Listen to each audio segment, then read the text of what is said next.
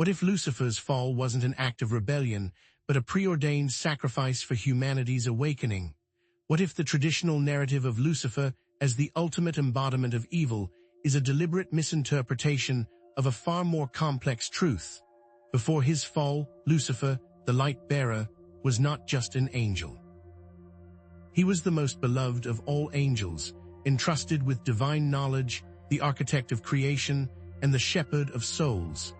The orthodox representation of Lucifer is wickedness personified, a fallen angel banished to hell, forevermore the enemy of God and humankind. However, texts and traditions outside the established Christian dogma offer a very different interpretation of Lucifer, one that challenges the conventional narrative and hints at a more nuanced understanding of his role in the cosmic drama. His fall from grace may have been less about divine justice and more about early church consolidation of power, suppressing competing Gnostic and pagan beliefs.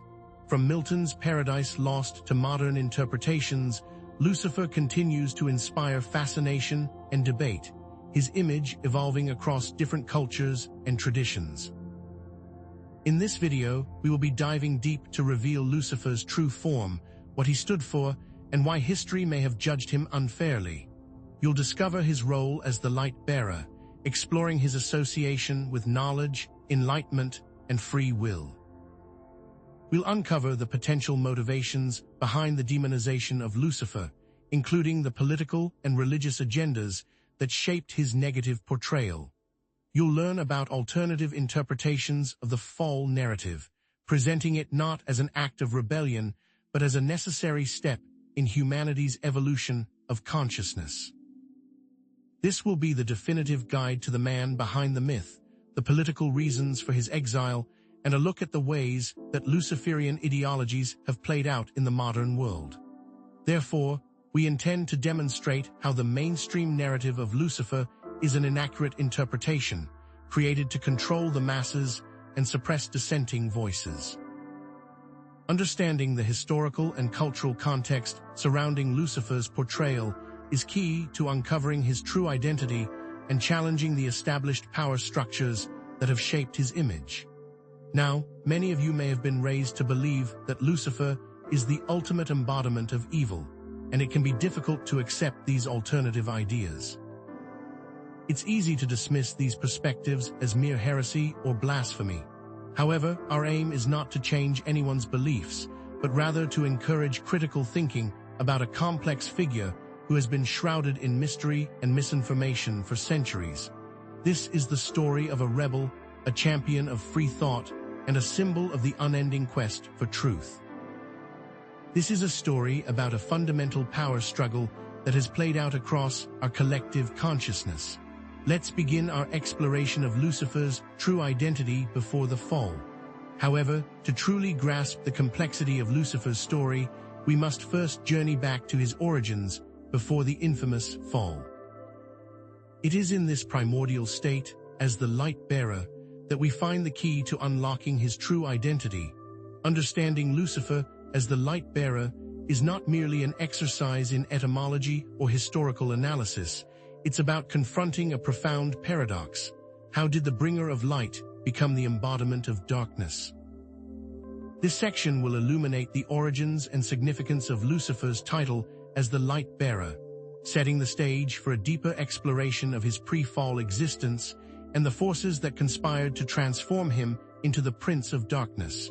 The name, Lucifer, originates from the Latin Vulgate Bible, specifically from Isaiah 14:12.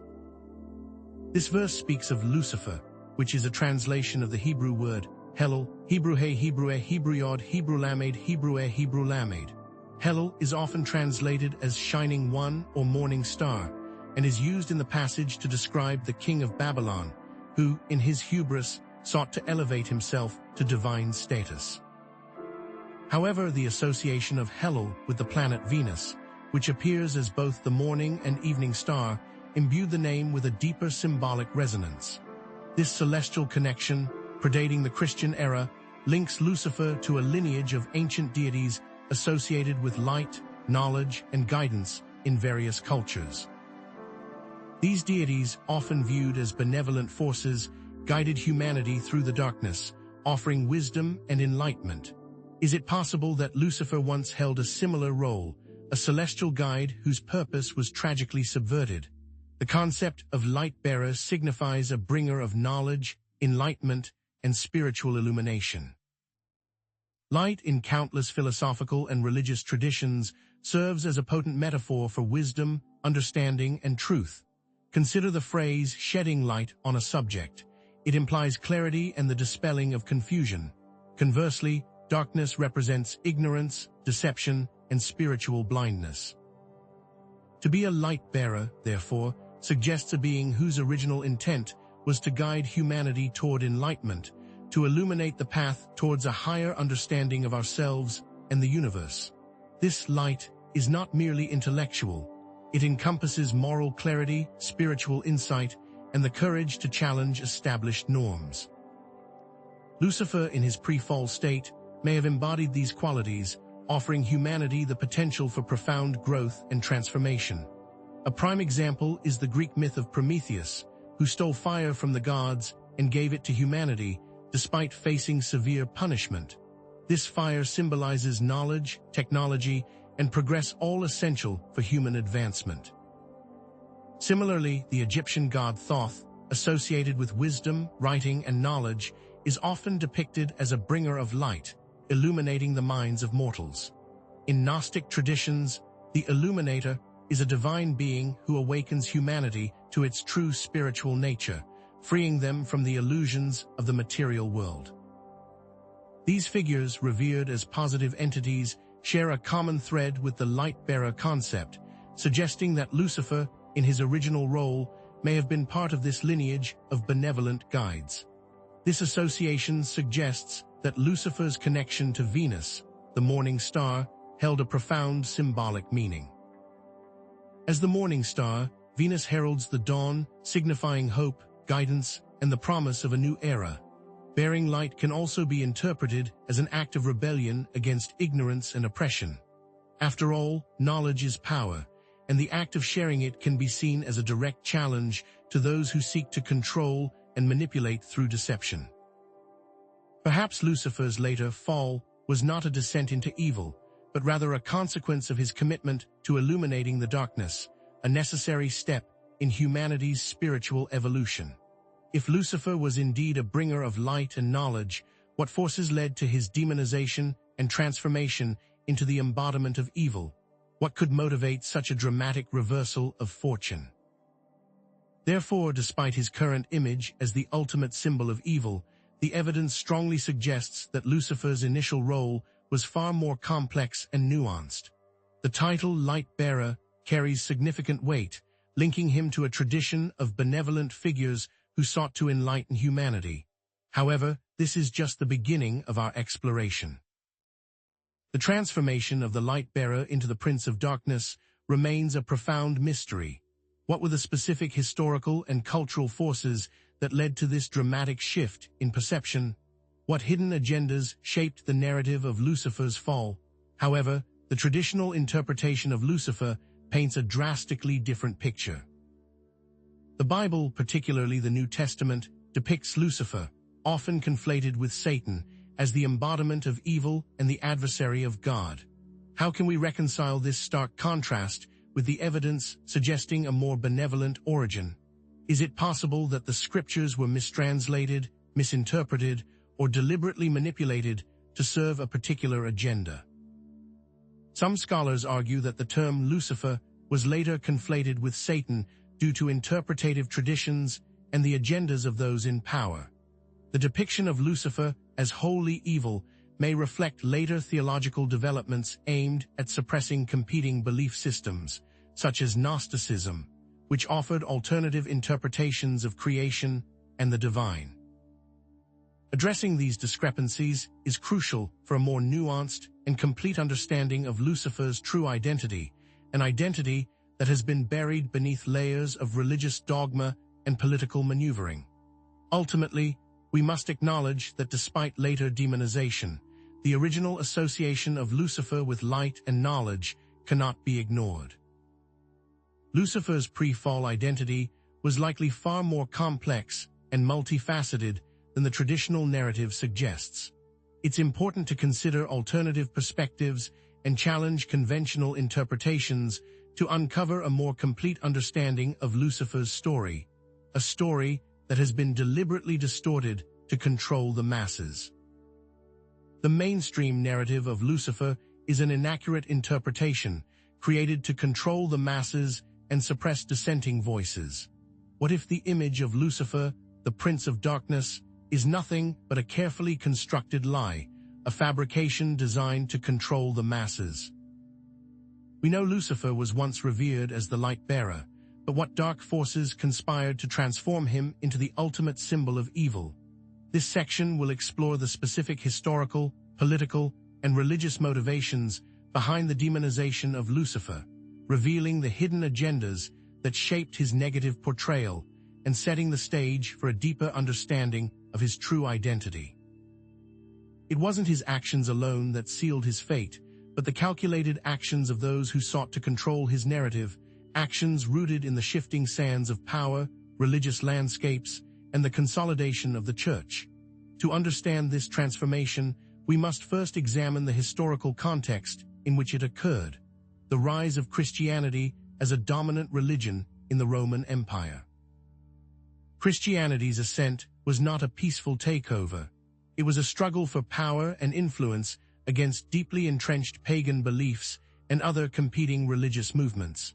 The Roman Empire was a melting pot of diverse spiritual traditions, each with its own gods, rituals, and philosophical underpinnings.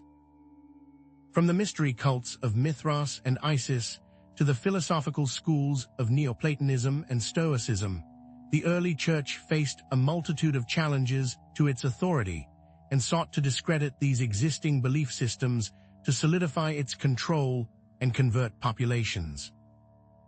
Pagan beliefs, with their emphasis on nature worship, polytheism, and individual spiritual experiences, offered a stark contrast to the church's monotheistic, hierarchical, and dogma-centered approach, which spurred the early church to consolidate its authority by suppressing alternative religious practices and demonizing their deities and figures, casting them as demonic entities or false idols. Practices that would soon be declared heretical.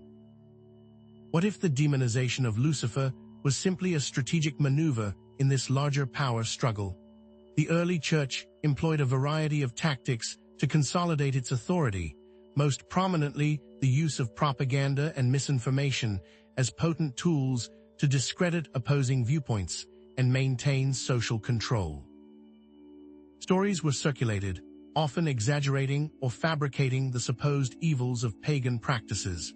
Pagan gods were rebranded as demons, and their followers were accused of engaging in immoral and heretical activities. This systematic demonization served to instill fear and distrust in the existing religious traditions, paving the way for the widespread adoption of Christianity. Consider, for instance, how ancient harvest festivals were demonized as orgies, or how sacred groves were portrayed as sites of devil worship. This relentless propaganda campaign gradually eroded the credibility of paganism, making it easier for the church to convert the population.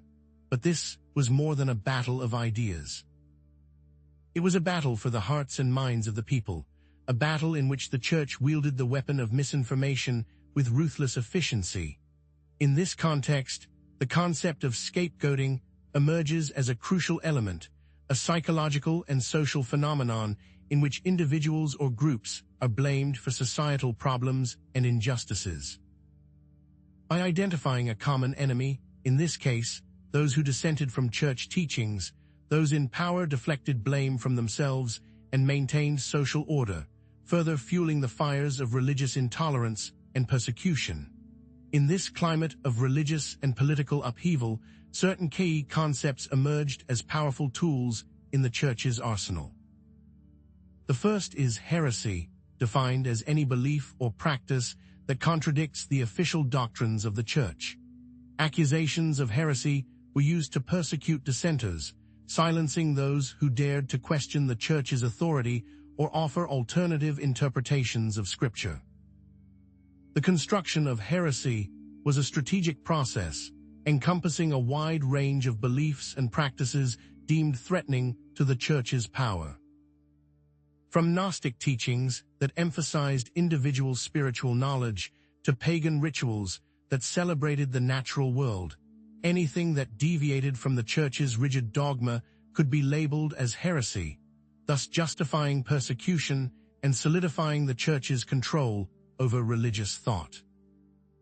Then there's political demonization, the deliberate portrayal of political opponents or enemies as evil or monstrous in order to justify their repression or elimination.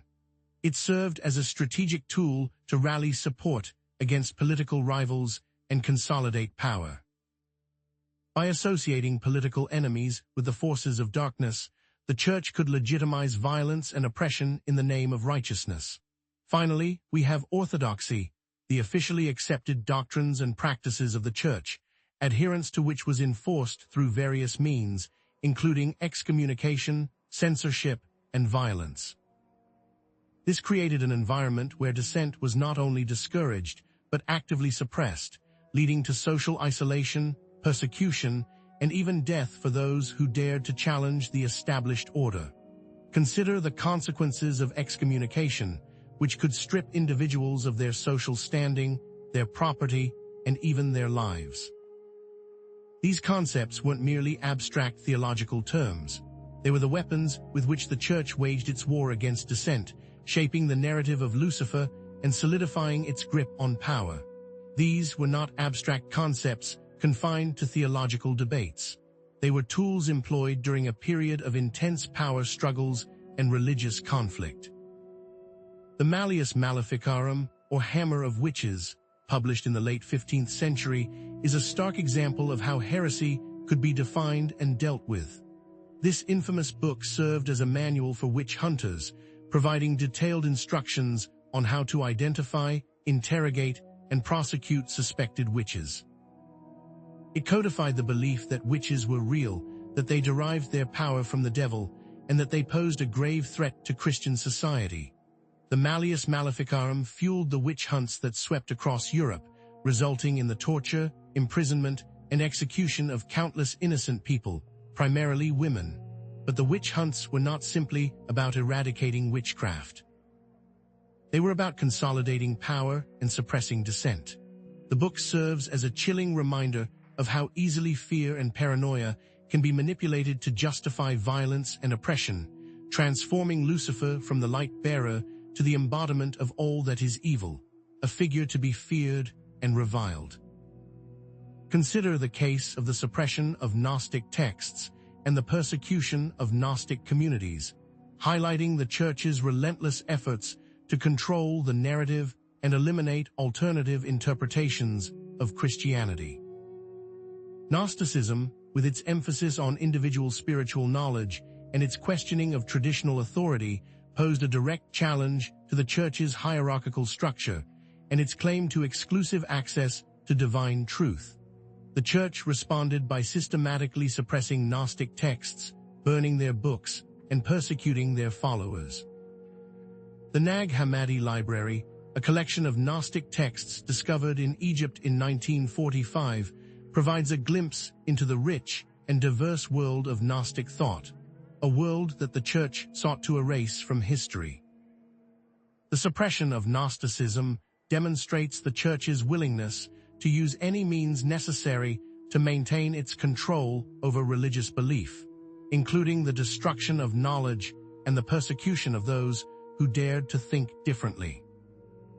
Or consider the persecution of witches during the Middle Ages and the Renaissance, explaining how women who possessed knowledge or challenged patriarchal norms were often targeted as agents of the devil. The witch hunts and trials resulted in the execution of countless innocent people, demonstrating the Church's power to instill fear and control.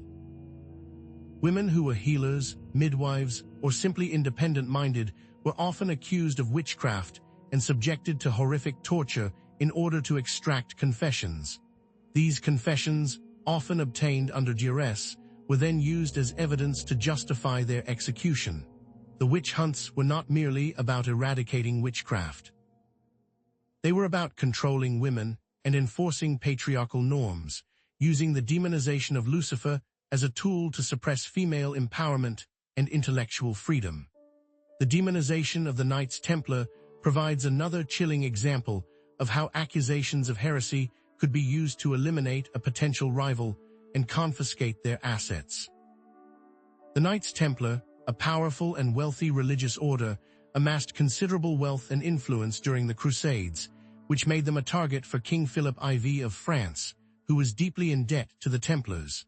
Philip colluded with Pope Clement V to accuse the Templars of heresy, blasphemy, and devil worship. These accusations, which were likely fabricated, provided a pretext for Philip to arrest the Templars, seize their assets, and dissolve the order. The Templars were subjected to brutal torture in order to extract confessions, and many were burned at the stake. The demonization of the Knights Templar served as a convenient way for Philip to enrich himself and eliminate a powerful adversary, demonstrating the ruthless political calculations that often lay behind accusations of heresy. Moreover, political demonization was often used as justification for violence against political rivals and dissenting groups, framing them as evil to rally support for wars and oppression. The demonization of entire groups served as a pretext for dehumanization, making it easier to justify violence and discrimination against them. The demonization of Lucifer, in this context, becomes not merely a religious issue, but a political tool used to consolidate power and suppress dissent. Therefore, Lucifer offered an alternative to the dominant paradigm of religious authority, which is precisely why he became a symbol of rebellion against the Church's authority and a convenient scapegoat for societal problems. His transformation from light-bearer to Prince of Darkness was a deliberate effort to suppress knowledge, free will, and individual empowerment, portraying him as a tempter who leads people astray from the path of righteousness, highlighting the dangers of questioning authority and embracing independent thought. By using fear and intimidation to control the population, the Church maintained its grip on power, ensuring that any deviation from its teachings would be met with swift and severe punishment. The consequences of disobeying Church teachings were often depicted as eternal damnation and suffering in hell, reinforcing the idea that the Church was the only path to salvation. This climate of fear served to stifle critical thinking and discourage any challenge to the Church's authority. But this brings us to an important counterpoint. What if the narrative is wrong and the fall had positive, not negative, connotations? Do we even have the right definition of good and evil? After all, it's vital to acknowledge that the Bible does contain passages that depict Lucifer as a fallen angel who rebelled against God, passages which have traditionally been interpreted as evidence of his inherent evil. Passages such as Isaiah 14:12-15, which describes Lucifer's ambition to ascend to heaven and exalt his throne above the stars of God, have been cited as proof of his pride and rebellion. Revelation 12:9 further identifies Lucifer with Satan, the deceiver of the whole world, reinforcing the image of him as the ultimate adversary of God. These passages cannot be ignored, and they have undoubtedly contributed to the negative portrayal of Lucifer throughout history. However, many of these passages are open to interpretation, and there are alternative readings that do not necessarily portray Lucifer as wholly evil. Some scholars argue that the fall of Lucifer should not be interpreted as a literal event, but rather as a symbolic representation of the human condition, a metaphor for the struggle between good and evil that takes place within each individual. Others suggest that Lucifer's rebellion was not an act of malice, but rather an act of defiance against a tyrannical God, a refusal to submit to arbitrary authority. Indeed, the concept of Satan as the embodiment of evil evolved over time, and the figure of Lucifer was not always directly equated with Satan, as there are differences between the Old Testament's portrayal of Satan as a tester and the New Testament's depiction of Satan as the ultimate adversary. A nuanced understanding of Lucifer requires considering both the biblical texts and the historical and political forces that shaped their interpretation, because both contributed to the modern image. Despite these counterarguments, the overall evidence suggests that the mainstream narrative of Lucifer is an inaccurate interpretation, created to control the masses. Lucifer's demonization was a complex process driven by a combination of religious, political, and social factors, which ultimately reaffirms that the mainstream narrative of Lucifer is an inaccurate interpretation, created to control the masses. While the Bible does contain negative portrayals of Lucifer, these portrayals should be understood within the context of the Church's efforts to consolidate power and suppress dissent. Therefore, it's clear that Lucifer was more than just good or evil, but a tool to be used, solidifying that Lucifer was more than just good or evil, but a tool to be used. Challenging conventional interpretations and seeking a more complete understanding of Lucifer's story isn't just an academic exercise. It's an act of resistance against the forces of control and manipulation. And as such, there is more to Lucifer than just an evil stereotype. But if Lucifer's demonization was driven by political and religious agendas, what are the alternative interpretations of his fall, and what do they reveal about the nature of good and evil? Do we even have the right definition of good and evil? But if Lucifer's demonization was driven by political and religious agendas, what are the alternative interpretations of his fall, and what do they reveal about the nature of good and evil? Let's explore the idea that the fall may not have been a negative event at all, but rather a necessary step in humanity's spiritual evolution, a perspective that challenges the very definitions of good and evil imposed upon us by conventional narratives. This brings us to the crucial question: was Lucifer's banishment a punishment or a necessary sacrifice for the benefit of humankind?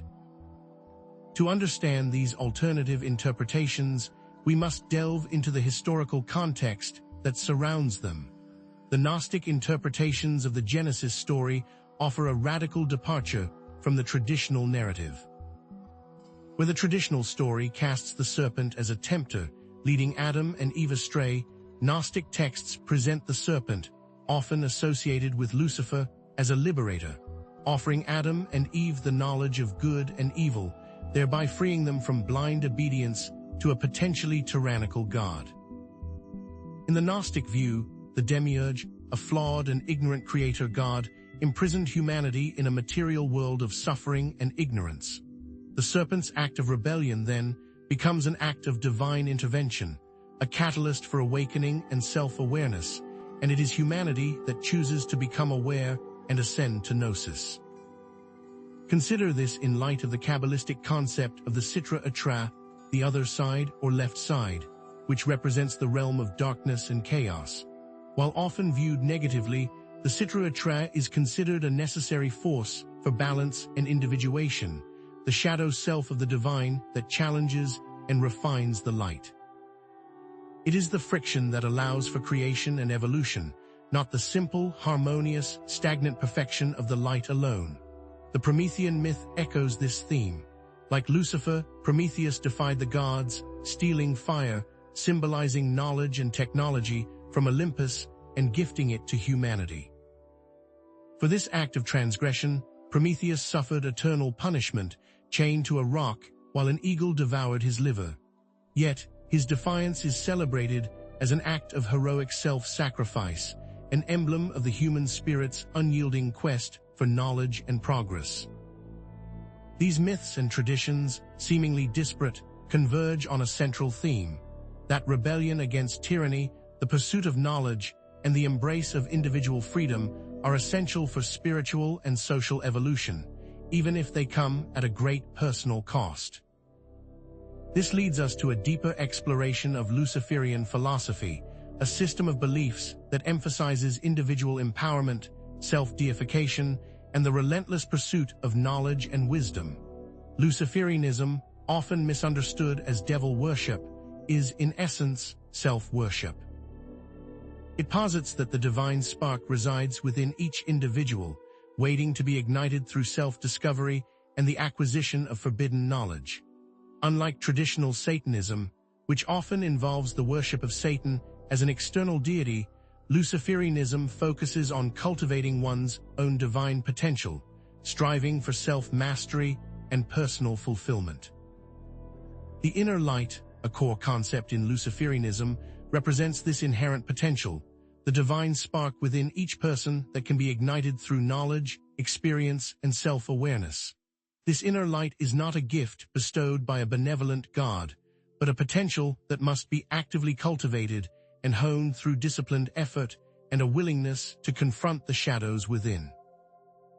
To truly embrace Luciferianism is to challenge conventional norms, question established authorities, and embrace one's own unique identity and desires, rejecting the limitations imposed by societal expectations and religious dogma. Consider the lives and legacies of historical figures who have, either explicitly or implicitly, embodied Luciferian ideals.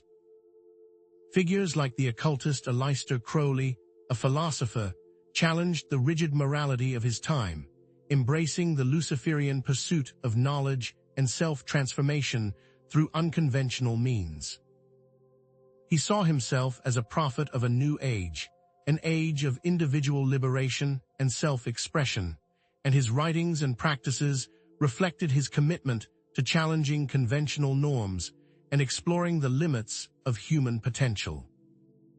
The modern Luciferian movement encompasses a diverse range of beliefs and practices, from philosophical inquiry and intellectual exploration to occult rituals and practices aimed at self-transformation.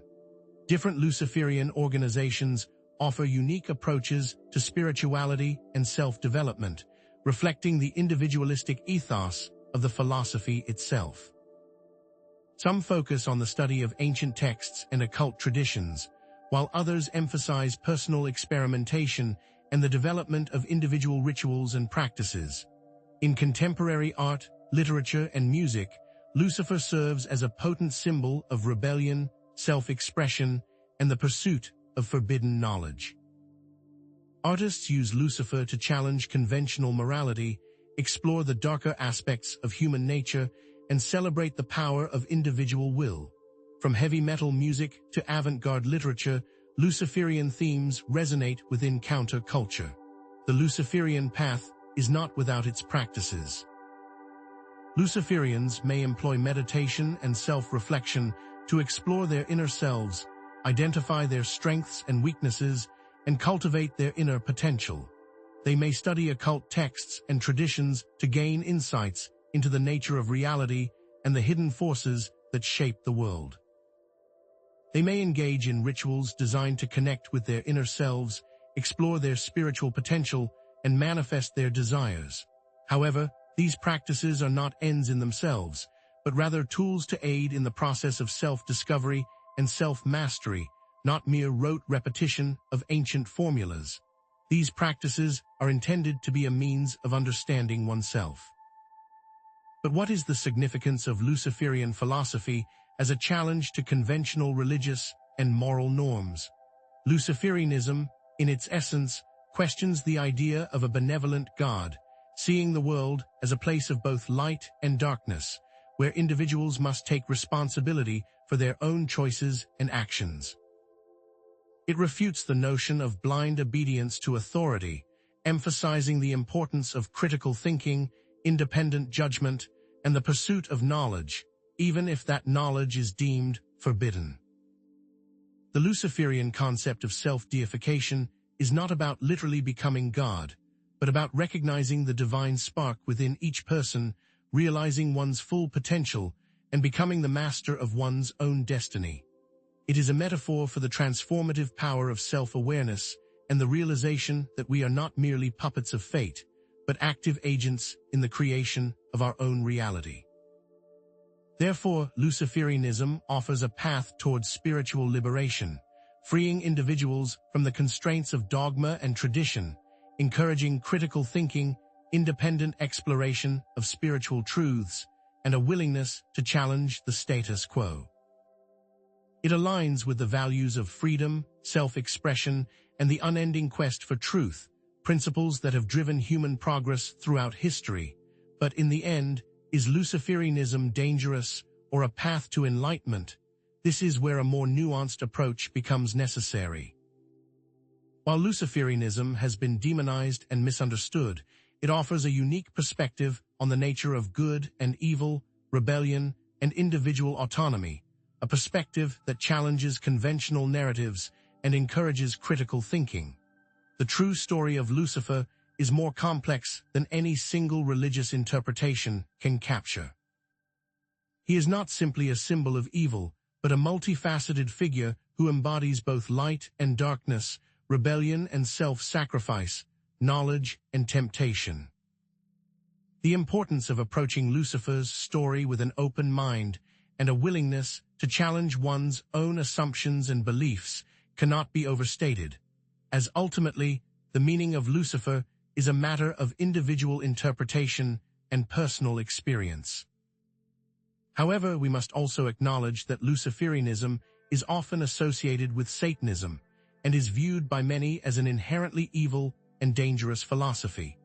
This association is often based on misconceptions and a lack of understanding of Luciferian principles, fueled by sensationalized media portrayals and the historical demonization of Lucifer.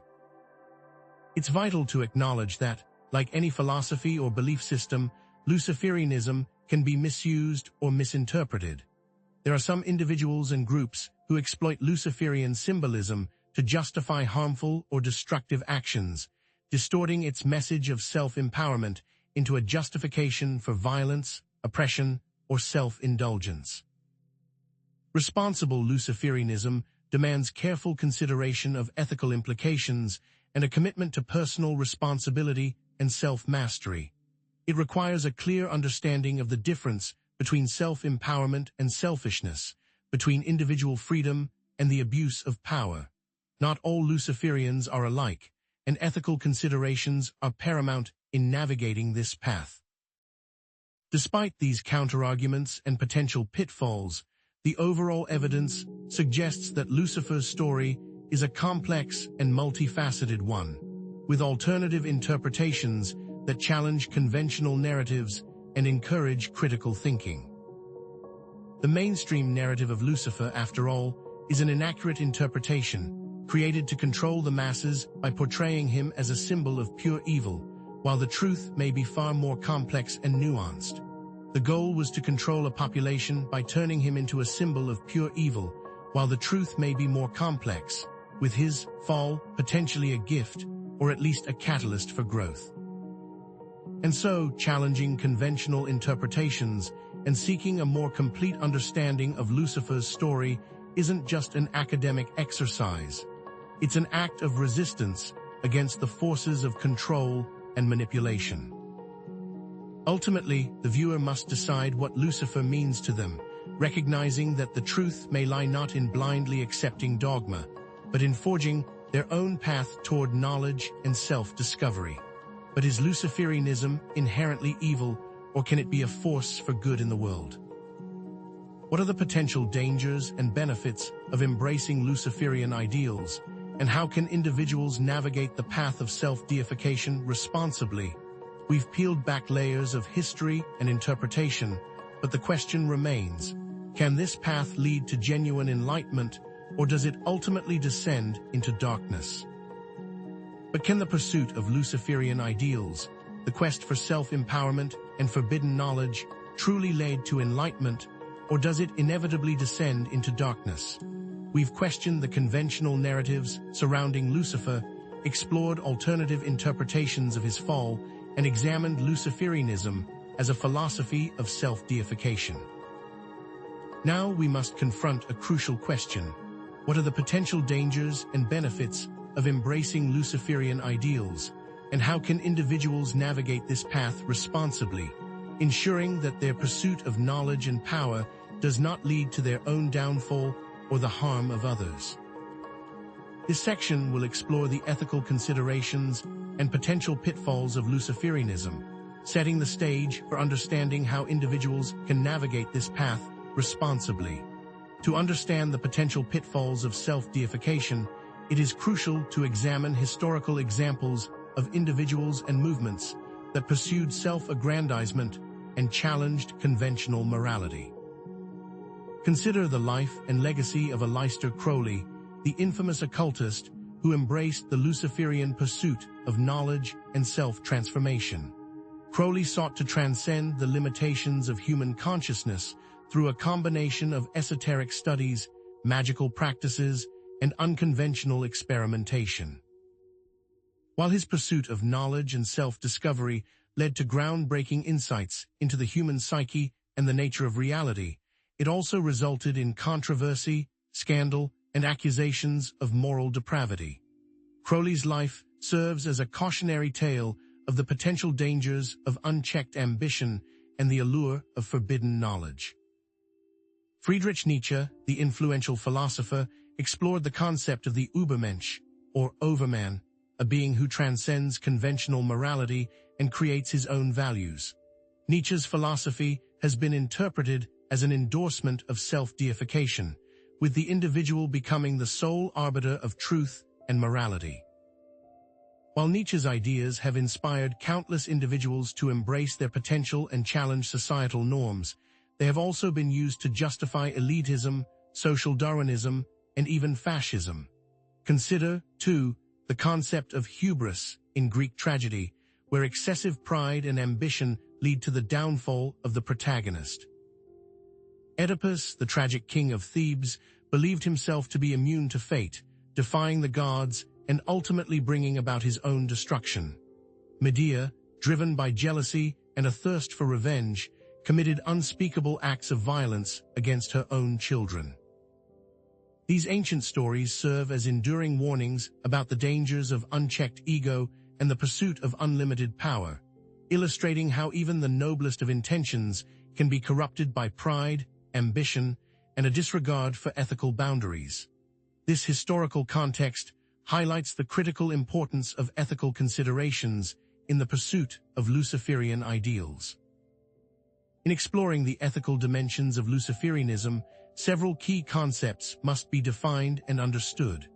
Shadow work, a term popularized by Carl Jung, refers to the process of exploring and integrating the unconscious aspects of the self, including negative emotions, repressed desires, and hidden motivations. Shadow work can be a valuable tool for self-awareness and personal growth, allowing individuals to confront their inner demons and integrate them into a more complete sense of self. However, shadow work can also be a potentially dangerous process if not approached with caution, as it can unleash powerful and destructive forces if not properly managed. Another relevant concept is ethical egoism, the philosophical view that individuals should act in their own self-interest. Ethical egoism does not necessarily mean acting selfishly or harming others, but rather prioritizing one's own well-being and pursuing one's own goals and desires. The philosophy recognizes that one's self-interest may be aligned with the interests of others, leading to mutually beneficial outcomes. It is important to differentiate between rational self-interest, which involves making choices that promote one's long-term well-being, and destructive selfishness, which involves disregarding the needs and rights of others for personal gain. This brings us to the concept of responsible individualism, the belief that individuals have the right to pursue their own goals and desires, but also have a responsibility to consider the impact of their actions on others and to contribute to the well-being of society. Responsible individualism emphasizes the importance of balancing personal freedom with social responsibility, recognizing that individual actions can have far-reaching consequences. These ethical frameworks are not necessarily endorsements of any particular philosophy, but rather tools that can be used to explore the ethical implications of Luciferianism. However, are there examples of individuals who have used Luciferian ideals to achieve positive change in the world? Consider the legacy of artists, activists, and entrepreneurs who challenged conventional norms and created innovative solutions to social problems. Figures like Marie Curie, who defied societal expectations and pursued her scientific research with unwavering determination, embody the Luciferian spirit of intellectual curiosity and self-empowerment. Curie's relentless pursuit of knowledge led to groundbreaking discoveries in the field of radioactivity, transforming medicine and science. Nelson Mandela, the anti-apartheid revolutionary and former president of South Africa, challenged the oppressive regime of racial segregation with courage, resilience, and a commitment to justice. Mandela's defiance of unjust laws and his unwavering belief in the equality of all people embodies the Luciferian spirit of rebellion against tyranny. These historical examples demonstrate the potential for Luciferian ideals to inspire positive change, challenging conventional norms, promoting critical thinking, and empowering individuals to take control of their lives. However, it's also crucial to examine cases where the pursuit of knowledge and self-empowerment led to negative outcomes. Consider the rise of Adolf Hitler and Joseph Stalin, who both embraced ideologies that promoted the subjugation of individual rights and the glorification of state power. Hitler and Stalin used their positions to manipulate and control their populations, leading to unspeakable atrocities and the deaths of millions of people. These historical examples highlight the potential dangers of unchecked ambition, the allure of forbidden knowledge, and the temptation to manipulate others for personal gain.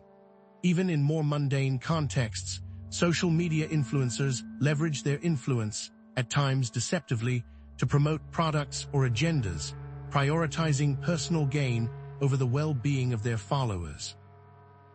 These examples serve as cautionary tales, reminding us that the pursuit of knowledge and power must be tempered with ethical considerations and a commitment to social responsibility. Luciferian-inspired art, literature, and music explore the complexities of human nature and the struggle between good and evil.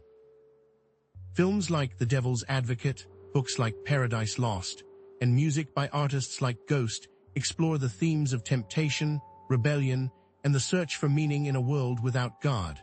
But what are the ethical implications of Luciferianism? Is it a philosophy that inherently allows for social good, or does it inevitably lead to selfishness and harm? The Luciferian concept of self-deification can be interpreted as a metaphor for personal growth, self-mastery, and the realization of one's full potential. Rather than literally becoming a god, the individual strives to cultivate their inner potential, to overcome their limitations, and to achieve a state of self-awareness and self-control. This is not about narcissistic self-worship, but about recognizing the divine spark within each person and striving to bring that spark to its fullest expression. Luciferianism can be a force for good by challenging conventional norms, promoting critical thinking, and empowering individuals to take control of their lives. By questioning tradition, rejecting dogma, and embracing independent thought, Luciferians can contribute to a more open, tolerant, and progressive society. It is important to consider the nuances of good and evil and how they can influence the Luciferian path. Is ego inherently good or bad? Is pride always a vice, or can it be a source of strength and motivation? These ethical questions are central to the Luciferian worldview, requiring careful consideration and a commitment to personal responsibility. In summary, the pursuit of Luciferian ideals presents both potential dangers and potential benefits. The allure of forbidden knowledge, the temptation to manipulate others for personal gain, and the risk of unchecked ambition are all significant challenges that must be addressed with ethical awareness and a commitment to responsible self-expression. However, the Luciferian path can also lead to personal growth, self-discovery, and the realization of one's full potential.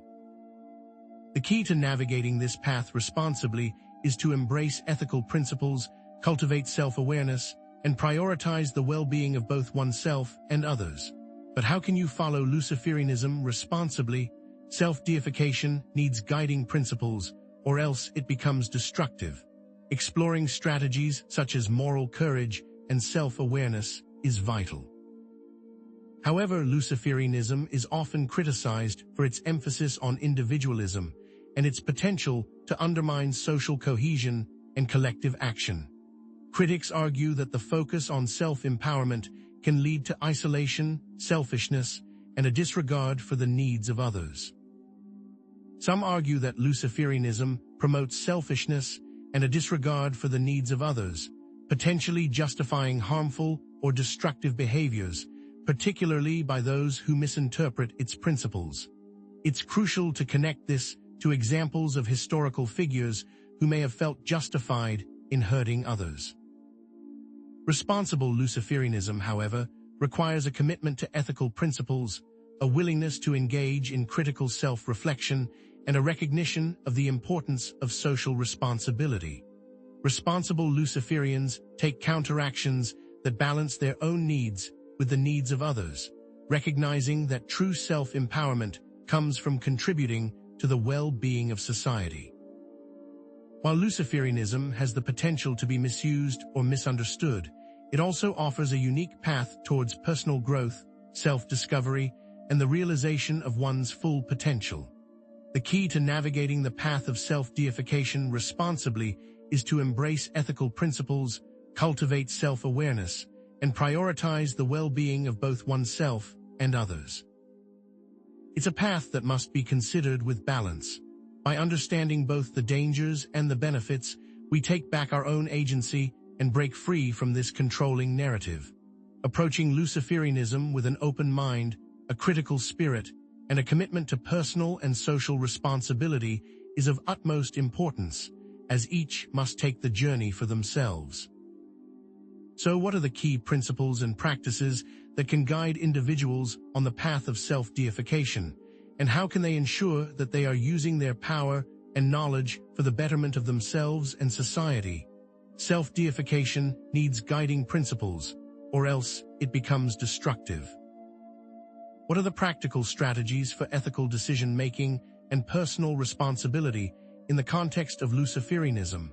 Having explored the potential dangers and benefits of embracing Luciferian ideals, we must now consider how these ideals can be applied ethically and responsibly. We've seen how the pursuit of self-empowerment can lead to both positive change and disastrous consequences. This brings us to the crucial question of how individuals can navigate the path of self-deification without succumbing to the pitfalls of ego inflation, moral relativism, and the misuse of power. In this section, we will explore practical strategies for responsible self-deification, providing actionable steps to guide your path and equip you with the tools for making ethical decisions within a Luciferian framework. But how do we ensure that our pursuit of knowledge and power does not lead to our own downfall or the harm of others? To understand how ethical considerations have been addressed in other esoteric systems, let's turn to the rich history of ethical codes and guidelines within various traditions. Hermeticism, with its emphasis on personal transformation and the alignment of the individual with the divine, stresses the importance of integrity, self-discipline, and the pursuit of wisdom for the betterment of oneself and humanity. The Emerald Tablet, a foundational text of Hermeticism, emphasizes the importance of understanding the interconnectedness of all things and the need to act in harmony with the natural order. The Lemma, the spiritual philosophy founded by Aleister Crowley, emphasizes the principle of "do what thou wilt shall be the whole of the law," but this principle is often misunderstood. It does not advocate for unrestrained self-indulgence, but rather for the discovery and fulfillment of one's true purpose in life, guided by wisdom and a commitment to personal responsibility. Various forms of Satanism, such as LaVeyan Satanism, emphasize individual freedom, self-reliance, and the rejection of traditional morality. However, these traditions also stress the importance of personal responsibility and the need to avoid harming others, adhering to a code of justified self-interest. Even the Golden Dawn, with its complex system of magical training, emphasized the need for initiates to develop ethical awareness and to use their powers for good, guided by principles of compassion and justice. These ethical codes are critical to ensuring personal growth and positive social impact, contrasting sharply with groups lacking such guidelines. Without these guides, systems can easily devolve into harmful cults. Within these traditions, the role of oaths and vows in ancient mystery schools and initiatory orders cannot be overstated, serving as cornerstones of personal integrity and commitment to ethical principles. The Pythagoreans, for example, were renowned for their strict code of conduct and their commitment to intellectual and moral excellence. Pythagorean oaths demanded adherence to principles such as honesty, loyalty, and respect for elders. Similarly, initiates in ancient mystery cults, such as the Eleusinian mysteries, were required to take solemn vows of secrecy and to uphold the ethical principles of the cult. These oaths served not only to protect the esoteric knowledge of the cult, but also to ensure the moral integrity of its members. In the context of Luciferianism, oaths and vows can serve as powerful tools for self-discipline and ethical development, guiding individuals towards responsible self-deification and the avoidance of moral pitfalls. But what happens when individuals within these traditions fail to uphold these ethical standards? Ethical debates and controversies have inevitably arisen within these traditions, highlighting the ongoing need for critical self-reflection and ethical discernment. The life of Aleister Crowley, for instance, is rife with ethical controversies, as his pursuit of self-transformation often clashed with conventional morality. His advocacy of magical practices, his unconventional relationships, and his controversial writings sparked heated debates within the occult community, raising questions about the limits of personal freedom and the responsibility of spiritual leaders. Even within seemingly benign traditions, ethical dilemmas can arise. Debates often emerge surrounding Crowley and his controversial ethical decisions, prompting critical analysis of his actions and their implications. These debates serve as valuable opportunities for learning and growth, reminding us of the importance of ethical awareness and the need to continually refine our moral compass. Ethical codes are therefore critical to ensuring both personal growth and positive social impact within belief systems. The stark contrast between groups with ethical codes and those without underscores this necessity, highlighting how ethical frameworks guide individuals towards responsible action and prevent harmful outcomes. Now let's explore the core concepts that are key to achieving ethical maturity and avoiding moral pitfalls within a Luciferian framework, and how each relates to Luciferian ideals. Moral courage can be defined as the ability to act ethically even when faced with fear, opposition, or social pressure. This means standing up for what is right, even when it is unpopular or risky, and refusing to compromise one's values in the face of adversity. For a Luciferian, moral courage might involve challenging conventional norms, questioning authority, and advocating for individual freedom and self-expression. But what does this mean in the face of social consequences? Self-awareness can be defined as the ability to recognize one's own biases, motivations, and emotional triggers, enabling more objective and ethical decision-making. This means understanding one's strengths and weaknesses, acknowledging one's limitations, and being honest with oneself about one's true intentions. Acknowledging how you are biased is the first step in overcoming it and striving for objectivity. Compassionate detachment can be defined as the ability to act with empathy and concern for others while maintaining emotional boundaries and avoiding excessive attachment to outcomes. This means caring for others without becoming enmeshed in their problems, offering support without enabling harmful behavior, and recognizing that one cannot control the choices of others. Loving others without being taken advantage of requires this careful balance. To illustrate the importance of moral courage, consider the example of Martin Luther, the Protestant reformer who challenged the authority of the Catholic Church in the 16th century. Luther's act of defiance sparked a religious revolution that transformed Europe and paved the way for greater individual freedom and religious tolerance.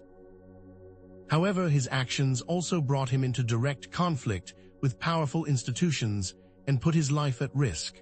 Luther demonstrated moral courage by standing up for his beliefs, even when faced with excommunication, condemnation, and the threat of execution. Similarly, Socrates, the ancient Greek philosopher, demonstrated moral courage by challenging conventional wisdom and questioning the authority of the Athenian state. Socrates' relentless pursuit of truth and his unwavering commitment to ethical principles ultimately led to his trial and execution, but his example continues to inspire individuals to stand up for their beliefs, even in the face of adversity. It is through these historical actions that positive outcomes can be demonstrated. But how can we cultivate these qualities in our own lives? The cultivation of self-awareness, essential for ethical decision-making, can be significantly enhanced through mindfulness and meditation practices. These techniques enable individuals to observe their thoughts and emotions without judgment, fostering a deeper understanding of their internal landscape. By regularly engaging in mindfulness exercises, Luciferians can become more attuned to their biases, motivations, and emotional triggers, leading to more objective and ethical choices. How meditation can lead to more ethical outcomes lies in its ability to create space between impulse and action, allowing for thoughtful consideration of the potential consequences of one's decisions. The application of self-awareness in everyday life might involve pausing before reacting to a perceived slight, recognizing one's emotional state, and responding with greater equanimity. However, what happens when individuals lack self-awareness or moral courage? History is replete with examples of ethical failures stemming from these deficiencies. Cases such as financial criminals and corrupt politicians demonstrate the dire consequences of prioritizing personal gain over ethical conduct. Financial criminals, driven by greed and a lack of self-awareness, often engage in fraudulent schemes that harm countless individuals and undermine the integrity of the financial system. Corrupt politicians, motivated by a thirst for power and a disregard for the public good, abuse their positions of authority, betraying the trust of their constituents and eroding the foundations of democracy.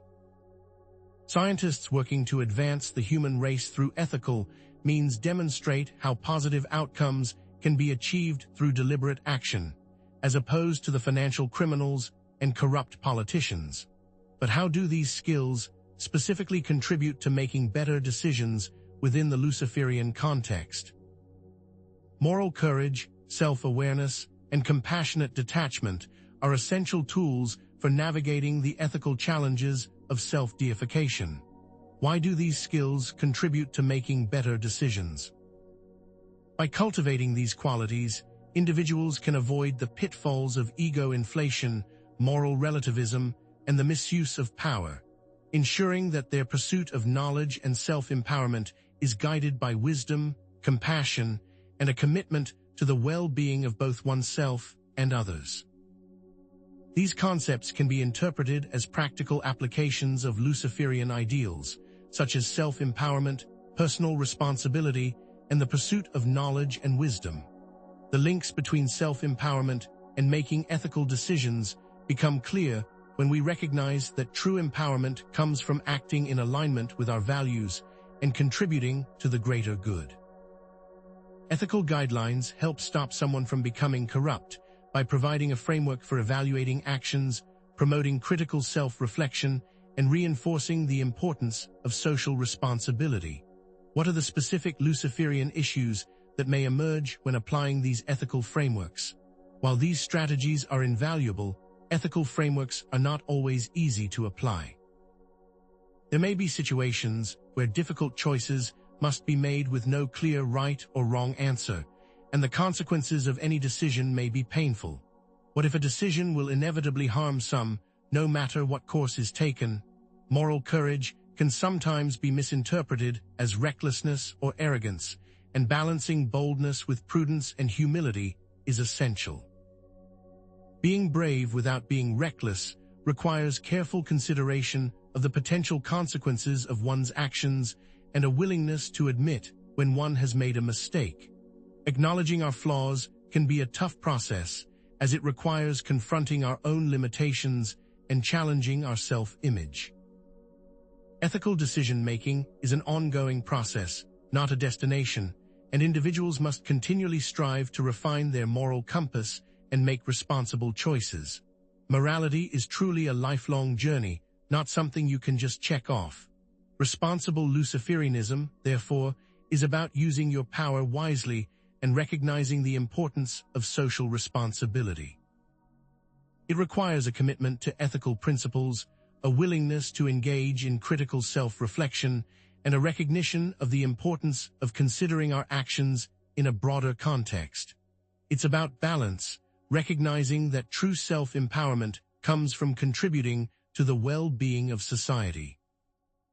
The ability to make ethical decisions is a form of empowerment to break free from the controlling narrative of the mainstream. Ultimately, the individual must take responsibility for their own moral compass, approaching Luciferianism with an open mind, a critical spirit, and a commitment to personal and social responsibility. However, this leads us to the next question. What are the specific rituals, meditations, and self-reflection exercises that can help individuals cultivate ethical awareness and make responsible choices on their Luciferian path? These can include journaling, self-assessment, and mentorship. Having established the importance of moral courage, self-awareness, and compassionate detachment in responsible self-deification, we now turn to the practical application of these ethical principles within a Luciferian framework. While theoretical understanding is crucial, it is through consistent action and mindful practice that these ideals truly take root and transform our lives.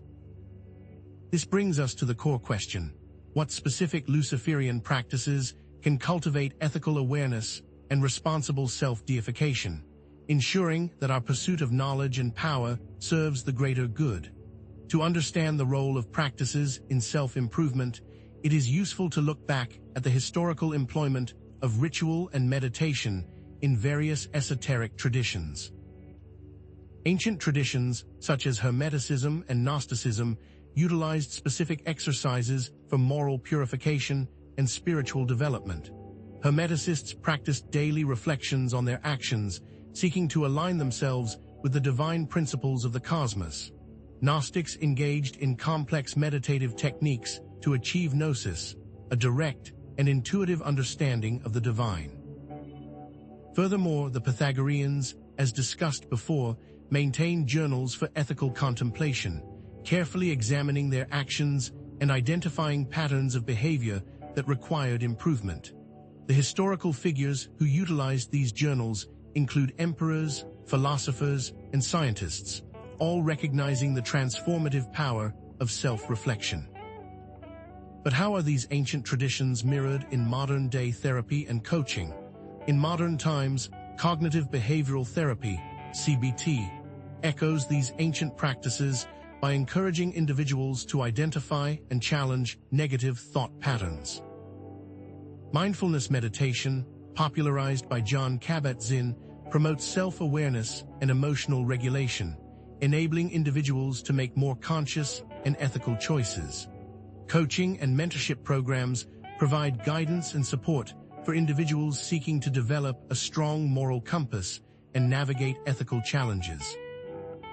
These modern techniques demonstrate the enduring relevance of self-reflection, ethical analysis, and spiritual guidance in fostering personal growth and ethical development.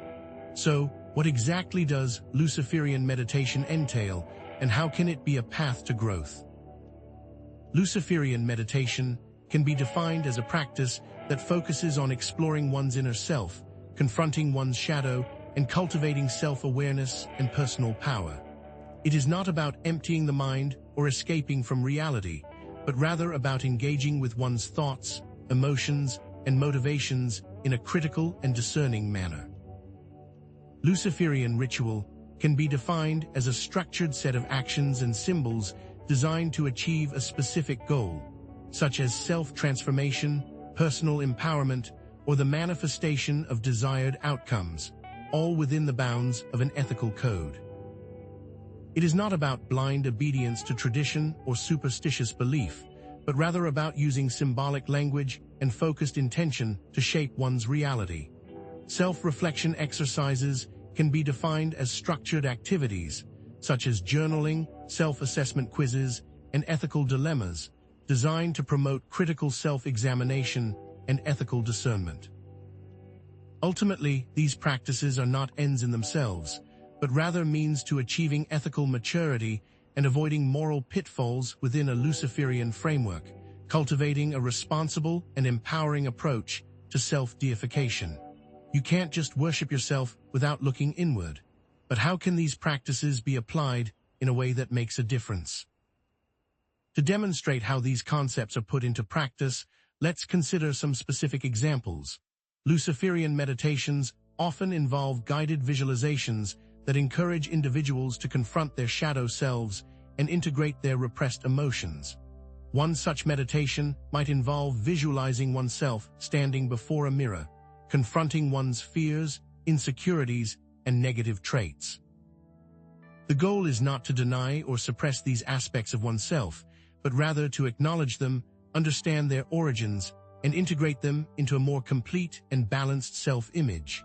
Specific Luciferian rituals are often aimed at personal empowerment. For example, one could create a ritual for setting intentions, overcoming obstacles, or manifesting desired outcomes. The ritual might involve creating a sacred space, reciting affirmations, visualizing the desired outcome, and offering symbolic sacrifices, such as burning a piece of paper representing a limiting belief. Self-reflection exercises often involve analyzing past actions, identifying patterns of behavior, and making commitments to ethical improvement. One might ask, what are some common ethical questions that can be asked? To illustrate how positive outcomes can be achieved ethically using these practices, consider the example of manifesting wealth. A Luciferian approach to wealth creation would not involve exploiting others or engaging in dishonest practices, but rather focusing on developing one's skills, providing value to others, and creating opportunities for mutual benefit. What are some ethical questions that can be asked to ensure prosperity? One could ask, am I providing a product or service that genuinely benefits others? Am I treating my employees and partners with fairness and respect? Am I contributing to the well-being of my community? By answering these questions honestly and striving to act in accordance with ethical principles, one can create wealth in a way that is both personally fulfilling and socially responsible. Now let's analyze the significance of these practices as practical tools for ethical self-development. Luciferian meditation, ritual, and self-reflection exercises can each provide opportunities to make better ethical decisions when looking inward. Each one allows the practitioner to challenge their assumptions and make sure that they are living according to their principles. These practices can be interpreted as specific applications of Luciferian ideals, such as self-empowerment, personal responsibility, and the pursuit of knowledge and wisdom. By engaging in these practices, individuals can cultivate a deeper understanding of themselves, their motivations, and their impact on the world. They can also develop the skills and resources needed to navigate ethical challenges and make responsible choices. The relationships between these tools and the broader philosophy of Luciferianism become clear when we recognize that true self-empowerment comes from acting in alignment with our values and contributing to the greater good. But how can these strategies help individuals avoid the potential pitfalls of Luciferianism? These strategies can help individuals avoid the potential pitfalls of Luciferianism, such as ego inflation, moral relativism, and the misuse of power. By engaging in regular self-reflection, individuals can become more aware of their own biases and limitations, preventing them from becoming arrogant or self-righteous. By cultivating compassion and empathy, individuals can avoid the trap of moral relativism, recognizing that there are universal ethical principles that apply to all people. By setting clear ethical boundaries and adhering to a code of conduct, individuals can prevent the misuse of power, ensuring that their actions are guided by wisdom, compassion, and a commitment to the well-being of others. In other words, ritual can keep you from becoming corrupt and evil. What kind of Luciferianism makes the world a better place? However, it is important to acknowledge that some critics may argue that Luciferian practices are inherently selfish or narcissistic, as they focus on individual empowerment and self-transformation. It is also important to recognize that self-reflection can be a challenging and uncomfortable process, as it requires confronting one's own flaws and limitations. It's difficult to acknowledge your weaknesses. It is up to each individual to ensure that they are using their power and knowledge responsibly. This ethical decision-making is truly an ongoing process, not a destination, and individuals must continually strive to refine their moral compass and make responsible choices. How do we keep people from going down a dark path? Despite these potential challenges, Luciferianism offers a unique path towards personal growth, self-discovery, and the realization of one's full potential. Responsible Luciferianism requires a commitment to ethical principles, a willingness to engage in critical self-reflection, and a recognition of the importance of social responsibility. It can be a positive path with commitment and balance. The mainstream narrative of Lucifer is an inaccurate interpretation created to control the masses. By taking control of the moral compass, the narrative shifts away from the historical stereotype. It is therefore important to approach Luciferianism with an open mind, a critical spirit, and a commitment to personal and social responsibility. What does it mean to be a Luciferian in a community? As we transition to the next section, we must explore the importance of community and social responsibility in Luciferianism, and how can Luciferians advocate for social change within their communities. Having explored the ethical dimensions of individual Luciferian practice, the crucial question now becomes, how do these principles translate into social responsibility and community engagement? We've discussed self-deification and personal empowerment, but can a philosophy so centered on the self also foster a positive and ethical social structure? The answer, as we shall see, lies in a delicate balance, one where individual liberty and social justice intertwine, creating the potential for both profound good and significant harm. This section will explore how Luciferians can contribute positively to their communities, promote social justice, and avoid the pitfalls of unchecked individualism. To understand how Luciferianism might function in a social context, it's helpful to examine historical examples of esoteric and occult communities throughout history. Groups like the Freemasons and Rosicrucians, shrouded in secrecy and often misunderstood, offer valuable insights into the dynamics of such communities. The Freemasons, for example, while often perceived with suspicion, have historically engaged in philanthropic activities, supporting hospitals, schools, and charitable organizations. Their emphasis on self-improvement and moral development, coupled with a commitment to civic duty, demonstrates a potential for esoteric groups to contribute positively to society. The Rosicrucians, with their focus on esoteric knowledge and spiritual enlightenment, have also historically promoted social reform and the advancement of science and the arts. These historical examples suggest that esoteric communities, despite their often insular nature, can play a significant role in shaping society and promoting positive change. But what about movements that focus on both individual liberty and social justice?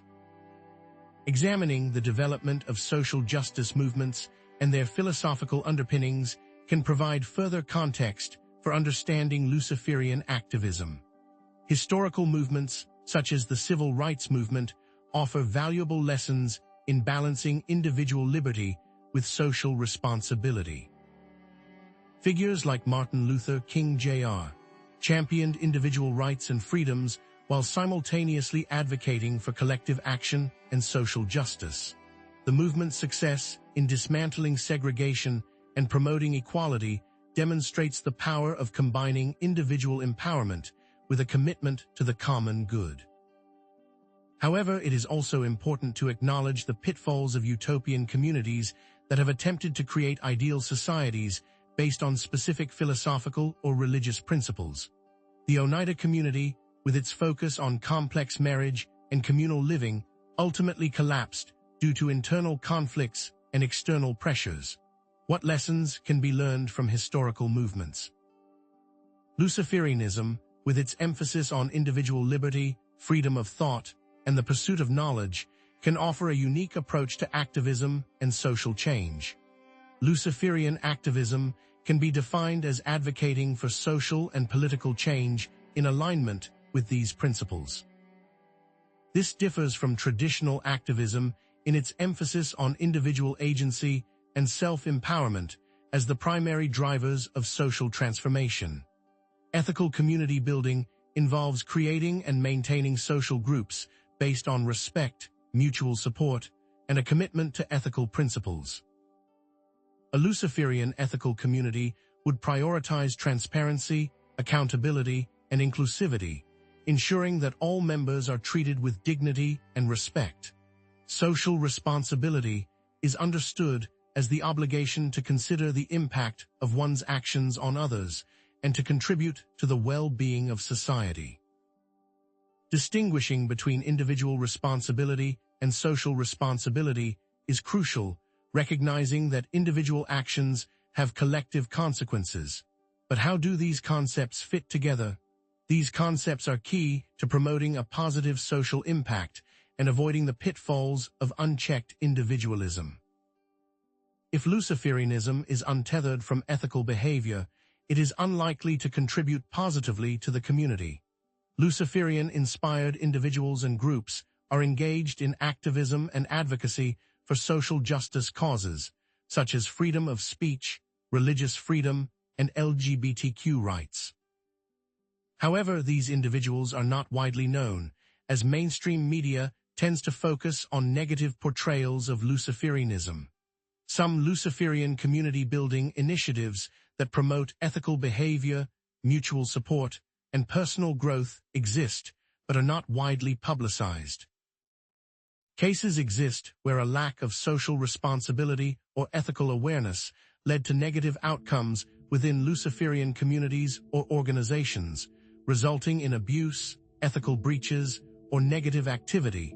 These examples are often used to paint the entire community in a negative light. But how do we use these examples to create change? To make positive Luciferian change, individuals and groups must actively engage in ethical reflection, promote transparency and accountability, and prioritize the well-being of others. These pieces work together in creating a positive force in the world.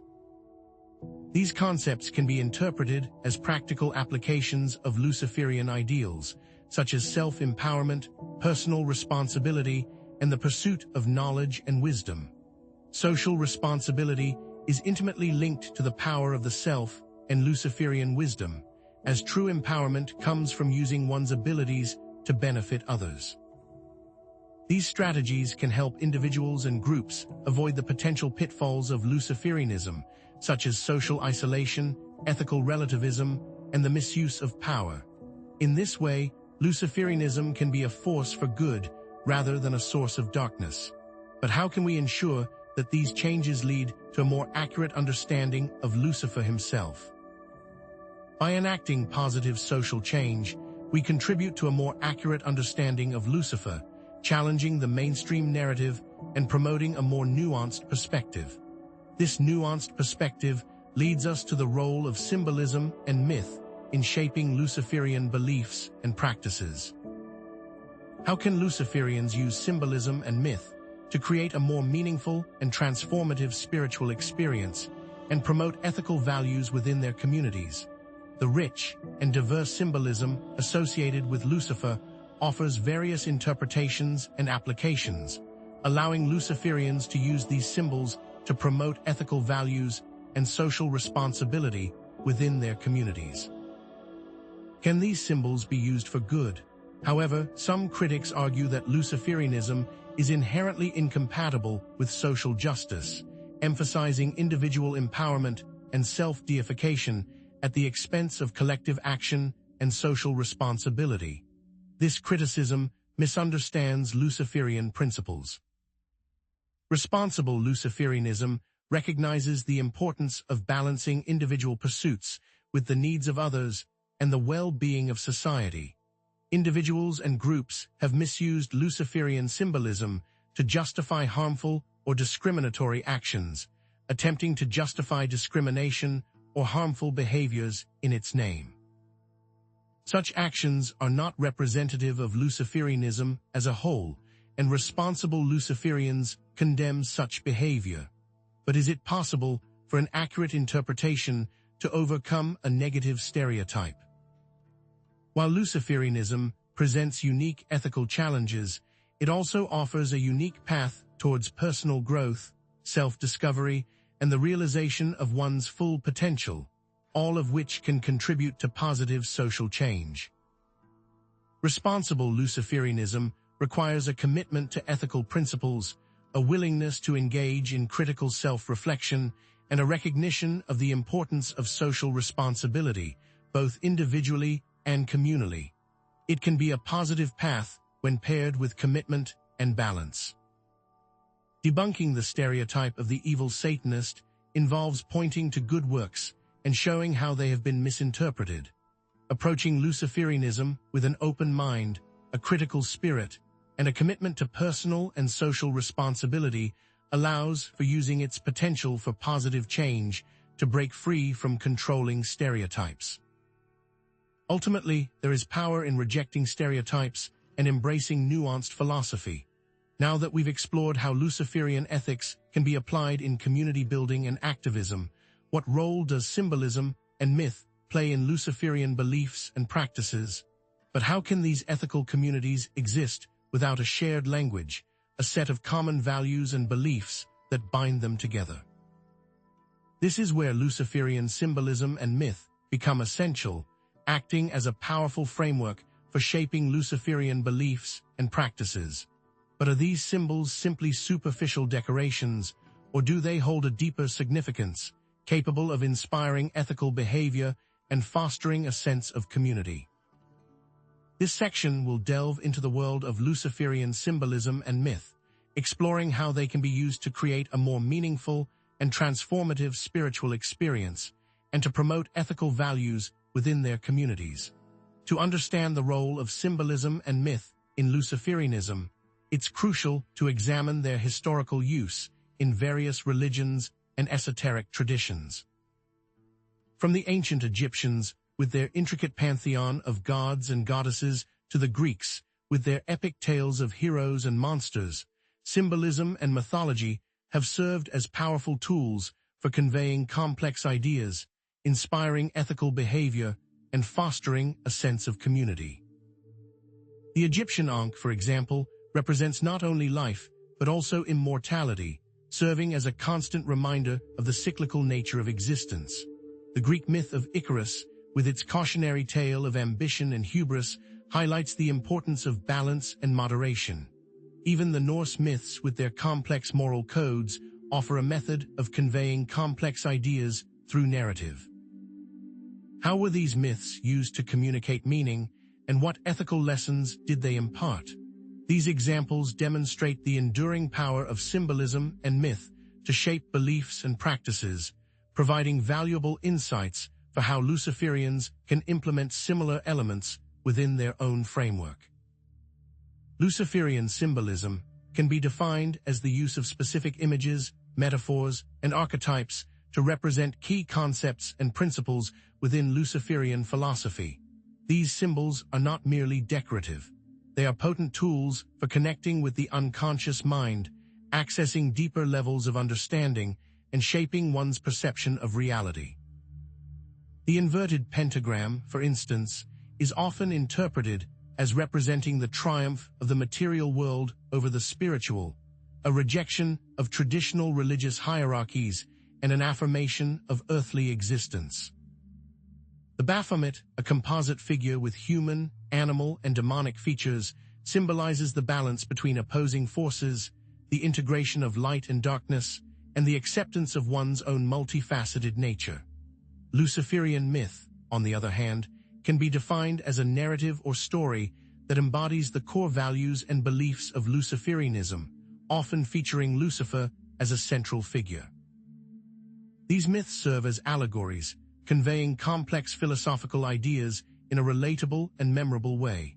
They provide a framework for understanding the world and one's place within it, inspiring ethical behavior and fostering a sense of shared identity. But how are these concepts the keys to understanding Luciferianism? Consider some examples of key Luciferian symbols. The inverted pentagram, often associated with black magic and Satanism, is embraced by Luciferians as a symbol of the individual will, the rejection of dogma, and the embrace of earthly pleasures. Its historical origins can be traced back to ancient pagan traditions, where it represented the 5 elements and the connection between humanity and the natural world. Within Luciferianism, it signifies the triumph of the individual spirit over external constraints. Baphomet, with its goat head, human body, and hermaphroditic features, is another powerful symbol within Luciferianism. Drawing from various historical sources, including medieval grimoires and occult traditions, Baphomet represents the union of opposites, the balance between masculine and feminine energies, and the integration of all aspects of the self. The morning star, also known as Venus, is perhaps the most iconic Luciferian symbol, representing enlightenment, knowledge, and the dawn of a new era.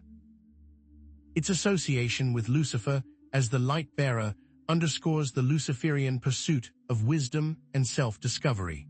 But why are Luciferians drawn to these particular symbols, and what deeper meanings do they hold? Now, let's examine some common Luciferian myths, such as the story of Lucifer's rebellion against God.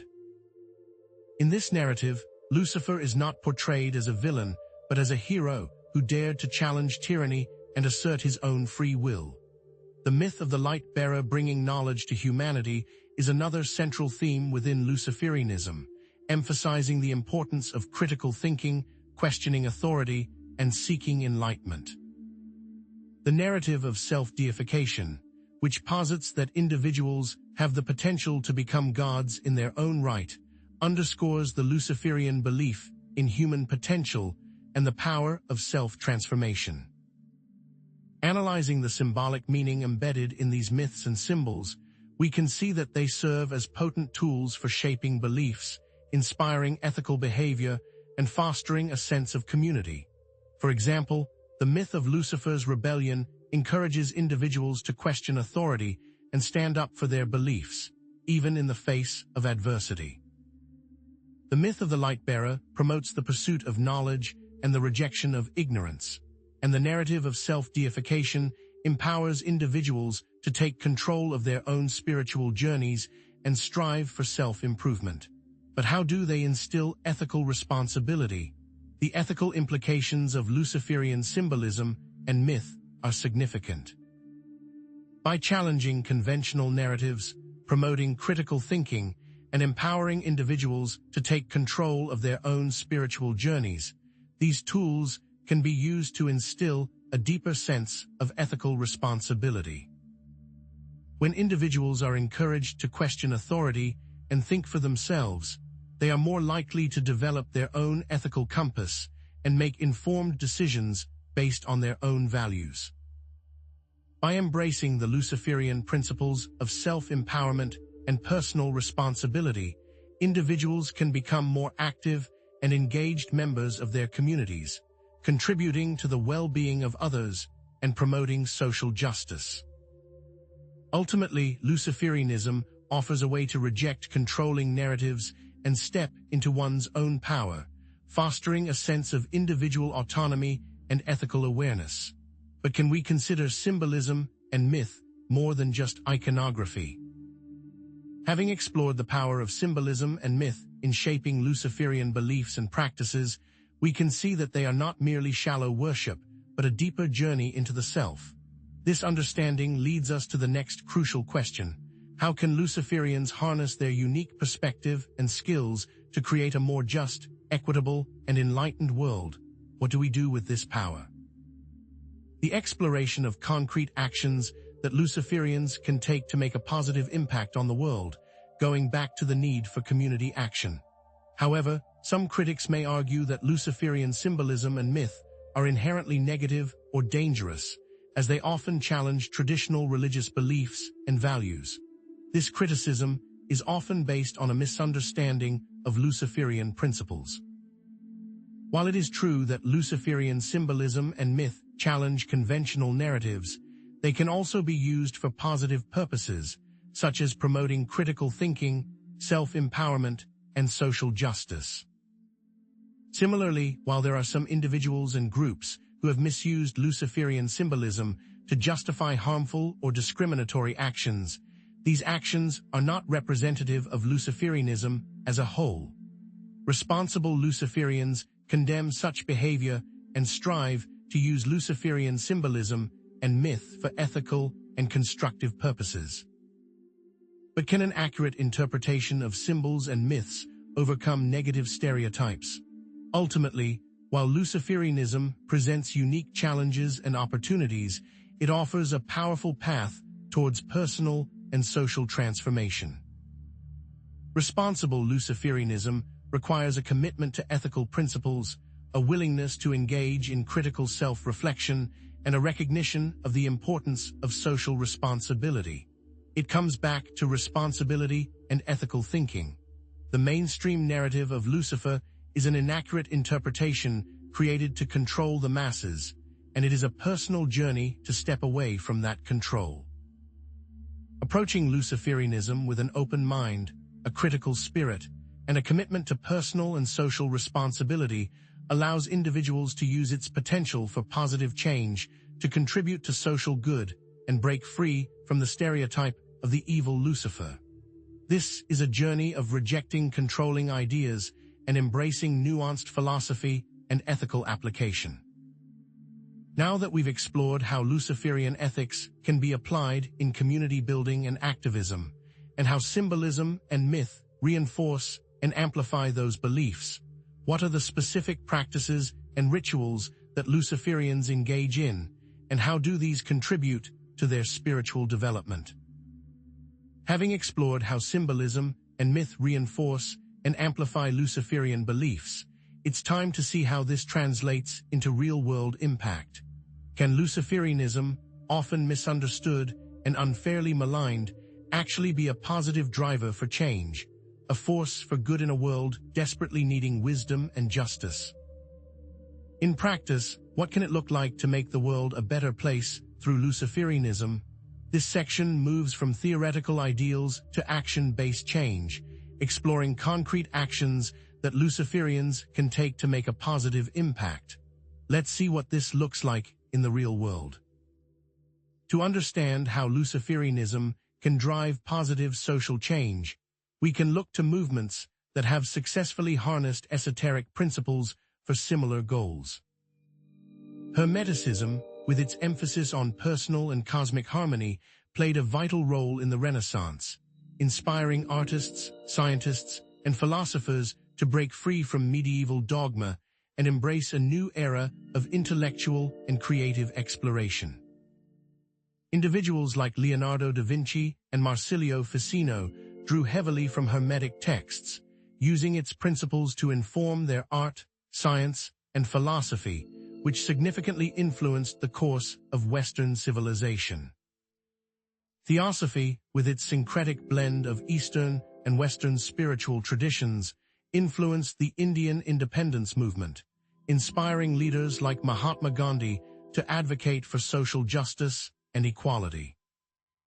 Gandhi's emphasis on nonviolent resistance, deeply rooted in theosophical principles of universal brotherhood and interconnectedness, led to India's liberation from British rule and inspired countless other movements for social change around the world.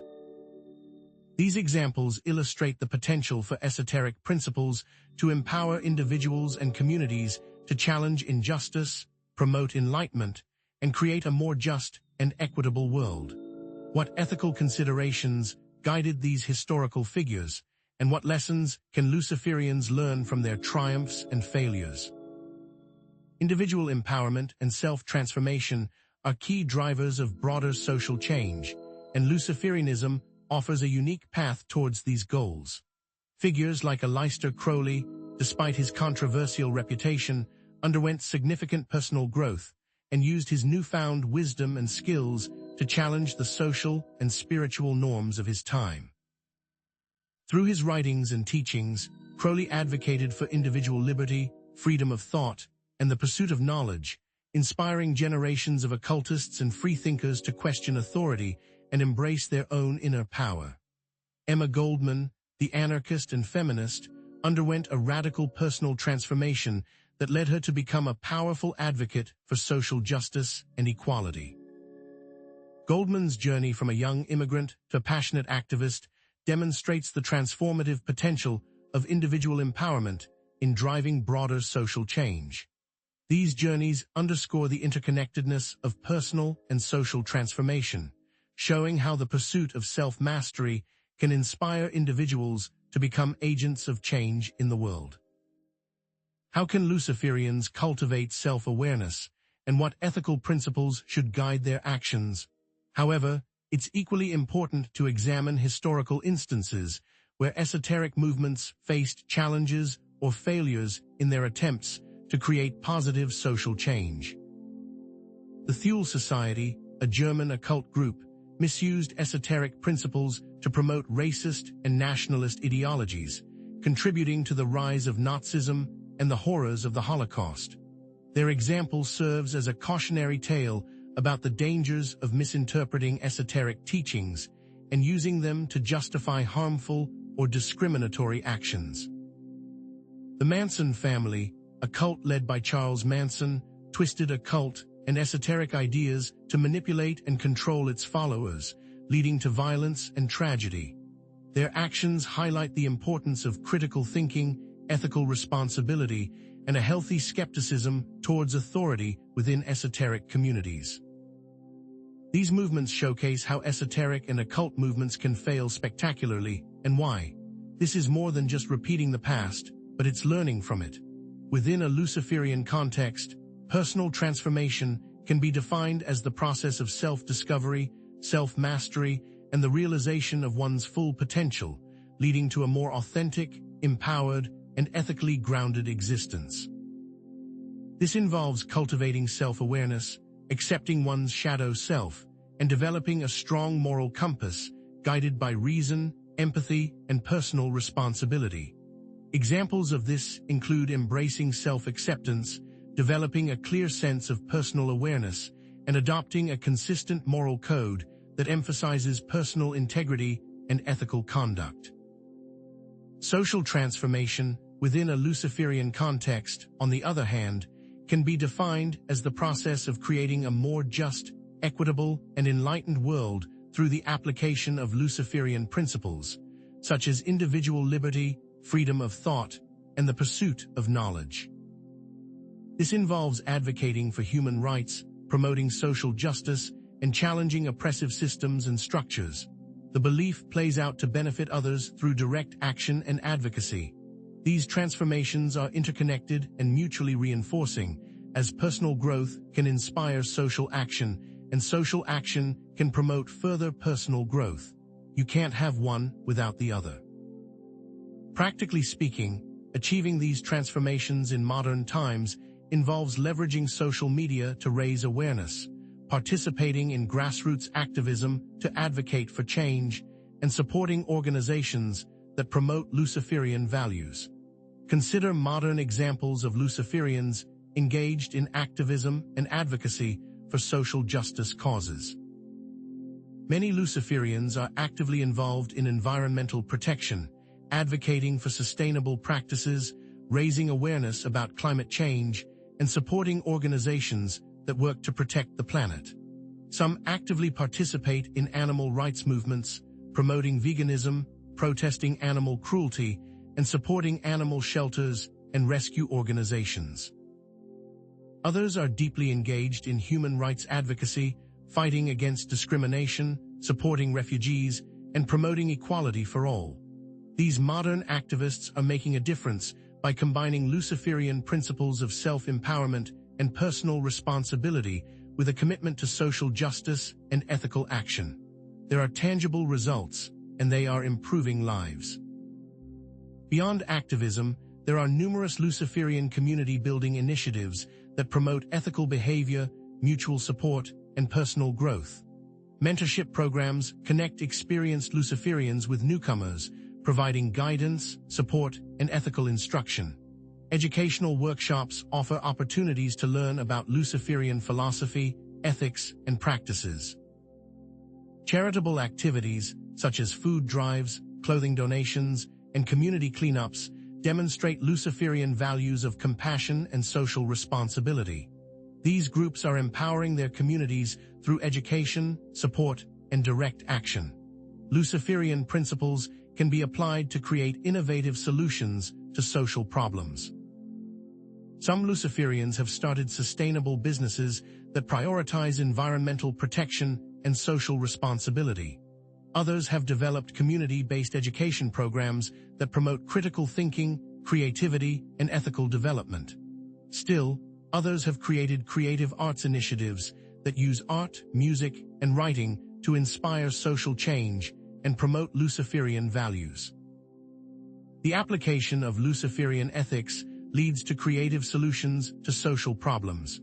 These examples demonstrate the transformative potential of Luciferianism when its principles are applied with intention, ethics, and a commitment to social responsibility. What does it look like when all of this comes together and results in positive change? These transformations are driven by the application of Luciferian principles such as self-empowerment, personal responsibility, and the pursuit of knowledge and wisdom.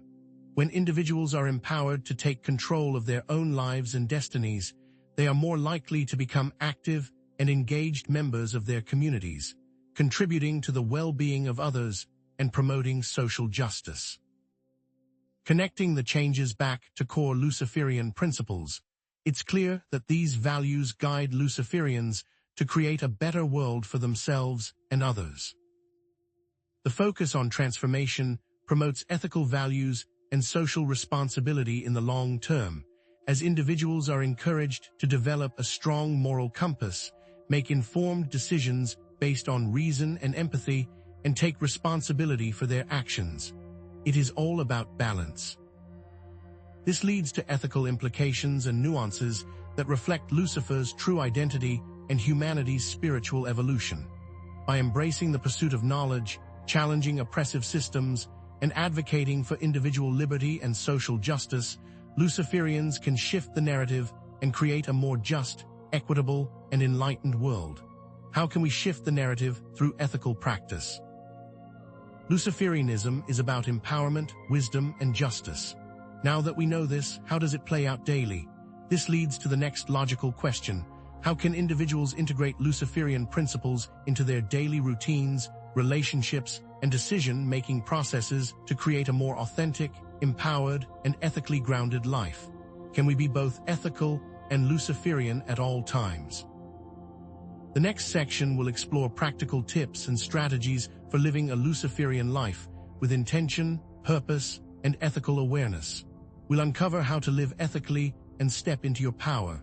However, some critics may argue that Luciferianism is inherently individualistic and self-centered, and that it is unlikely to lead to meaningful social change. The common misconception is that it is a very self-involved belief. This criticism is based on a misunderstanding of Luciferian principles. Responsible Luciferianism recognizes the importance of balancing individual pursuits with the needs of others and the well-being of society. While individual empowerment is a key aspect of Luciferianism, it is not an end in itself. Rather, it is a means to empower individuals to become more effective agents of change in the world. Self-improvement has broader impacts. Furthermore, there are some individuals and groups who have misused Luciferian symbolism to justify harmful or discriminatory actions. There are outliers and negatives, but the ethics of the practice are key. Emphatically, these actions are not representative of Luciferianism as a whole, and responsible Luciferians condemn such behavior. Negative outliers do not define the majority. Ultimately, while Luciferianism presents unique challenges and opportunities, it offers a powerful path towards personal and social transformation. It is one of many paths, but it offers powerful insights if used responsibly. Responsible Luciferianism requires a commitment to ethical principles, a willingness to engage in critical self-reflection, and a recognition of the importance of social responsibility, all of which can contribute to creating a more just, equitable, and enlightened world. When it's used responsibly, society benefits. The mainstream narrative of Lucifer is an inaccurate interpretation created to control the masses.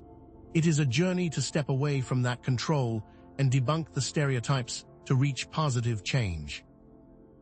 Approaching Luciferianism with an open mind, a critical spirit, and a commitment to personal and social responsibility harnesses its potential for positive transformation to break free from limiting stereotypes and contribute to a more meaningful and fulfilling world. This is all about stepping into power in a responsible manner. Having seen how Luciferianism can be a positive force in the world through community and ethics, the question now is how individuals take these concepts and apply them to live full, authentic lives. This moves away from theory and into actionable steps, for Luciferianism is far more than just rituals and holidays, as it applies to the ethics you live by every day. The goal is to incorporate it seamlessly so viewers don't have to overthink it. Let's explore how. Throughout history, individuals have sought to integrate their philosophical or spiritual beliefs into their daily lives. Stoicism, for example, emphasizes living in accordance with nature and virtue. A Stoic might begin each day with a practice of mindfulness, reflecting on what they can control, their thoughts and actions, and what they cannot, external events. They would approach challenges with reason and equanimity, seeking to find the good in every situation and accepting what they cannot change. Ethical consumption would involve choosing products that align with Stoic values of simplicity and sustainability, avoiding excess and waste. Mentorship played a vital role in Stoic practice, with figures like Seneca guiding younger individuals like Nero on the path to virtue. However, even with such guidance, Stoicism faced challenges. The Roman elite, including Nero himself, often struggled to live up to the high ideals of Stoicism, succumbing to corruption and excess. Despite these failures, the Stoic emphasis on self-awareness, ethical conduct, and resilience offers valuable lessons for integrating beliefs into daily life. So, how can history be a guide for ethical Luciferianism? Mindful awareness is the practice of paying attention to the present moment without judgment, enabling individuals to make more conscious and ethical choices in their daily interactions and decisions. This practice involves cultivating a heightened sense of self-awareness, recognizing one's thoughts, feelings, and impulses without getting carried away by them. Meditation practices, such as focused breathing or body scan meditations, can help individuals develop this skill. By observing their thoughts and feelings without judgment, individuals can gain a clearer understanding of their own motivations and biases, enabling them to make more ethical and rational choices. Ethical consumption is the practice of making purchasing decisions based on ethical and social considerations, such as fair labor practices, environmental sustainability, and animal welfare. A Luciferian approach emphasizes the importance of researching the companies they support, choosing products that align with their values, and reducing their overall consumption footprint. This means being willing to pay more for products that are made ethically and sustainably, and avoiding products that are known to be harmful to the environment or to human welfare. Authentic communication is the practice of expressing one's thoughts, feelings, and needs honestly and respectfully, fostering deeper connections and more meaningful relationships. This involves being willing to share one's true self with others, while also being respectful of their boundaries and perspectives. Practicing active listening, expressing empathy and compassion, and setting healthy boundaries are all key components of authentic communication. But when you take all of this into account, how does this impact the philosophy? Consider how these practices manifest in daily life. Individuals can cultivate mindful awareness in their daily routines by practicing gratitude, taking a few moments each day to appreciate the good things in their lives. Engaging in conscious breathing exercises, focusing on the breath, and allowing thoughts to pass without judgment can help to calm the mind and increase self-awareness. Taking short breaks to connect with nature, even if it's just a walk in a park or a few minutes spent observing a tree, can help to ground oneself and reconnect with the natural world. Luciferians can make more ethical consumption choices by researching the companies they support, purchasing from local and sustainable businesses, and reducing their overall consumption footprint. This might involve choosing to buy organic and locally sourced food, supporting companies that pay fair wages and treat their workers well, and reducing their use of single-use plastics. In terms of Luciferian communication leading to greater ethical outcomes, historical examples abound.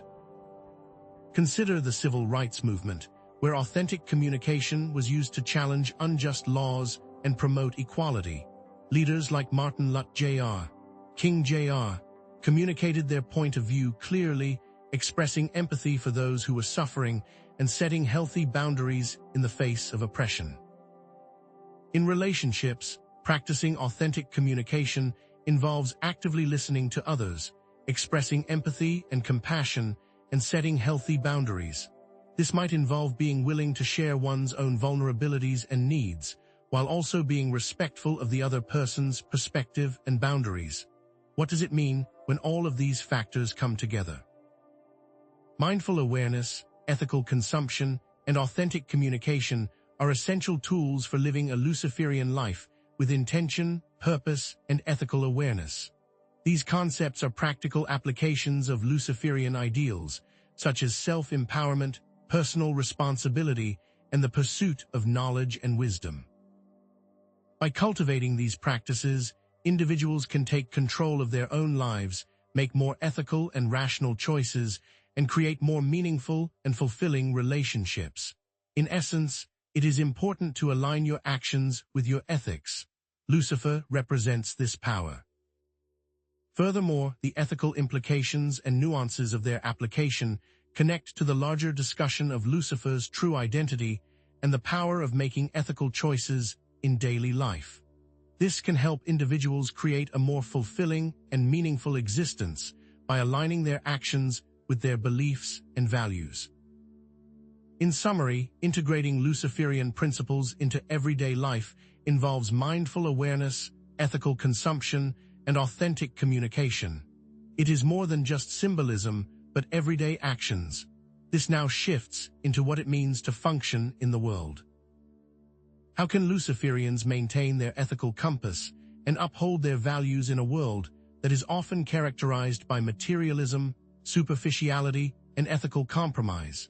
The next section will explore practical tips and strategies for maintaining ethical integrity, resisting societal pressures, and staying true to one's Luciferian principles in the face of adversity. How can you stand tall in the face of adversity? However, some critics may argue that incorporating ethical practices takes away from personal power. Isn't it just being good? Isn't that antithetical? In practice, morality plays a crucial role in long-term power. The counterpoint is that it is not just about personal gain, but broader good. Furthermore, these practices require effort and are not always easy to implement.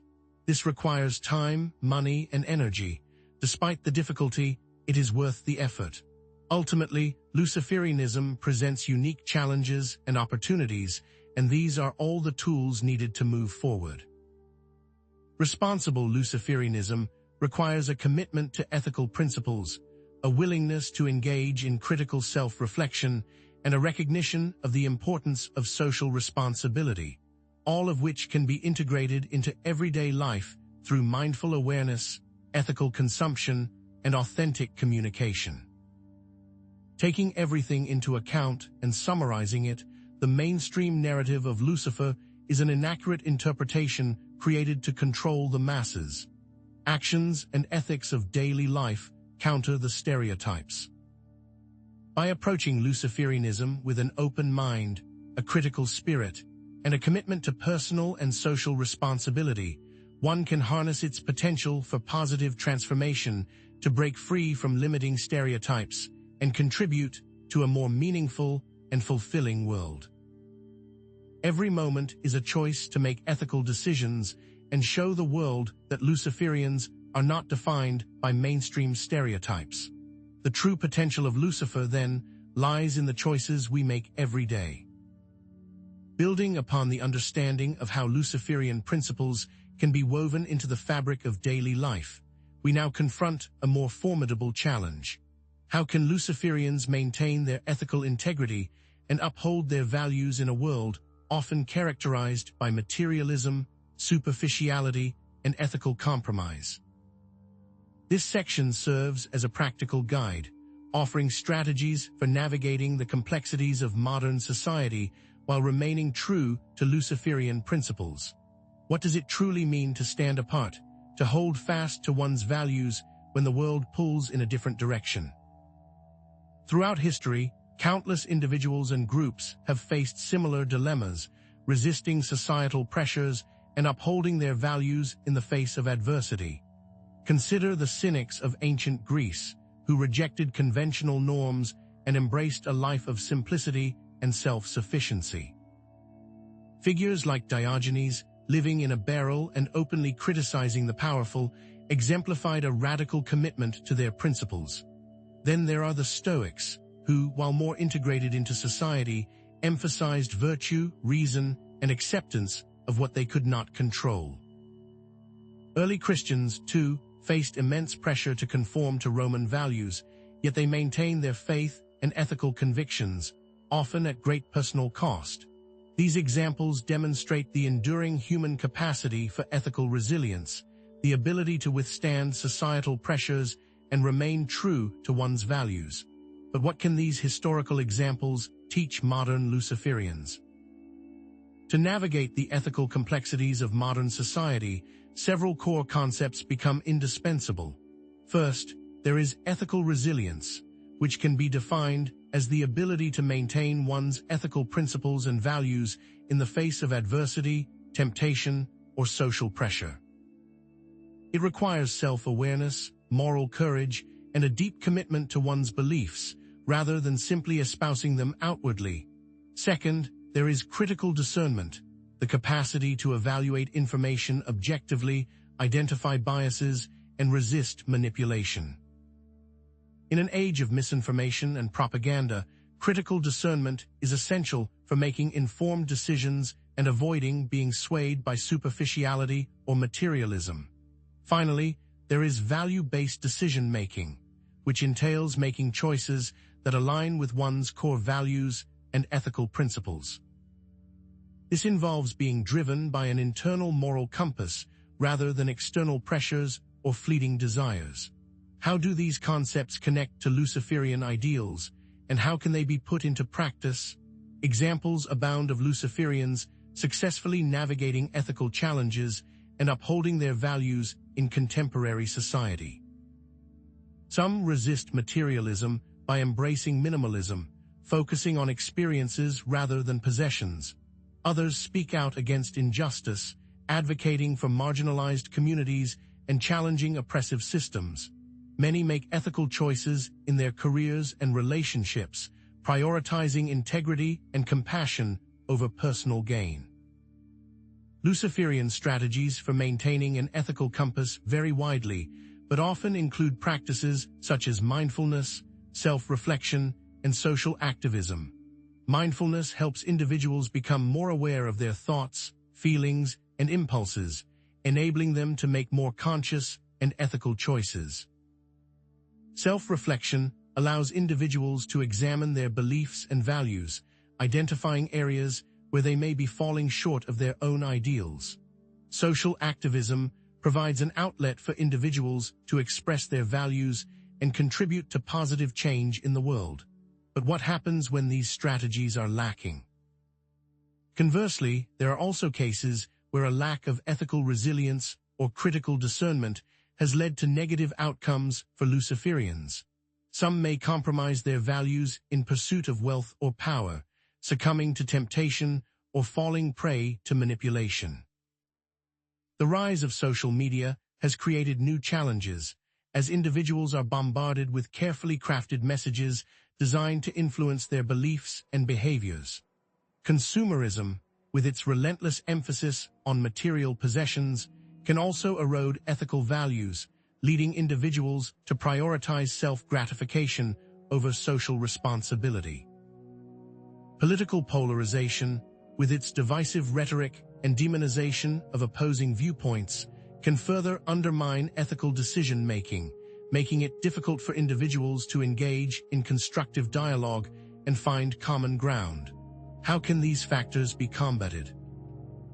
Ethical resilience, critical discernment, and value-based decision-making are not merely abstract concepts, but essential tools for navigating the complexities of modern society and living an authentic Luciferian life. These concepts represent practical applications of Luciferian ideals, such as self-empowerment, personal responsibility, and the pursuit of knowledge and wisdom. By cultivating these qualities, individuals can maintain their ethical integrity, resist societal pressures, and stay true to their Luciferian principles. Ultimately, these strategies can lead to a more fulfilling and meaningful existence, aligned with one's deepest values and aspirations. How can these concepts translate into an authentic life aligned with personal values, and what does this mean for Luciferianism as a whole? This brings us to an important question. How can Luciferians tap into their unique perspectives and creative energies to generate new ideas, express themselves authentically, and contribute to the cultural landscape? This moves us beyond ethical considerations and into the realm of personal expression, exploration, and innovation. The next section will explore how Luciferianism can be a catalyst for creativity, inspiring individuals to challenge conventional norms, embrace their individuality, and make a meaningful contribution to the world. What role does Lucifer play in this creative process, and what can Luciferianism offer the world of arts and innovation? However, it's crucial to acknowledge that remaining entirely pure in a corrupt world is an unrealistic expectation. Ethical resilience is not about perfection, but rather about ethical adaptation, navigating the gray areas and making the best choices possible in difficult circumstances. Furthermore, critical discernment can, at times, lead to cynicism and distrust, making it difficult to form meaningful connections with others. Critical thinking should be balanced with openness, empathy, and a willingness to see the good in others. Finally, ethical living is undeniably difficult and time-consuming, requiring constant self-reflection and a willingness to challenge one's own assumptions. Despite these challenges, it is a journey worth undertaking, one that leads to greater self-awareness, authenticity, and purpose. Ultimately, responsible Luciferianism requires a commitment to ethical principles, a willingness to engage in critical self-reflection, and a recognition of the importance of social responsibility. Despite the potential pitfalls and challenges, the mainstream narrative of Lucifer is an inaccurate interpretation, often created to control the masses through fear and misinformation. By approaching Luciferianism with openness, a critical spirit, and a commitment to personal and social responsibility, one can harness its potential for positive transformation, breaking free from limiting stereotypes and contributing to a more just and compassionate world. The path to Luciferian enlightenment is not one of blind obedience, but one of conscious choice, ethical action, and unwavering commitment to one's values. What then is Lucifer's role in fostering the creative spirit and challenging the status quo? Building upon the understanding of how Luciferianism manifests in daily ethics and integrity, we now turn to its capacity to ignite the flames of creativity and innovation. This section serves to demonstrate how Luciferianism empowers unique perspectives and creative energies, potentially revolutionizing the world through novel ideas and authentic self-expression. Is this merely about aesthetics, or does Luciferianism offer a unique lens through which to view and reshape reality itself? Throughout history, esoteric traditions have served as powerful catalysts for creative innovation and cultural movements. Consider Hermeticism's profound influence on Renaissance art, inspiring artists to explore symbolism and hidden meanings within their works. Alchemy, with its pursuit of transmutation, and the philosopher's stone fueled scientific thinking and experimentation, laying the groundwork for modern chemistry. Even occultism played a significant role in the Surrealist and Dadaist movements, encouraging artists to tap into the subconscious and challenge conventional artistic norms. Figures like William Blake, whose mystical beliefs informed his visionary poetry and art, and Hilma af Klint, whose spiritualism shaped her groundbreaking abstract paintings, exemplify how philosophical and spiritual convictions can drive groundbreaking creative expression. However, these movements and figures often faced significant challenges, their ideals clashing with prevailing social norms, facing suppression from established authorities, or succumbing to internal conflicts. Can these historical precedents offer insights into the opportunities and challenges facing modern Luciferians seeking to make their mark on the world?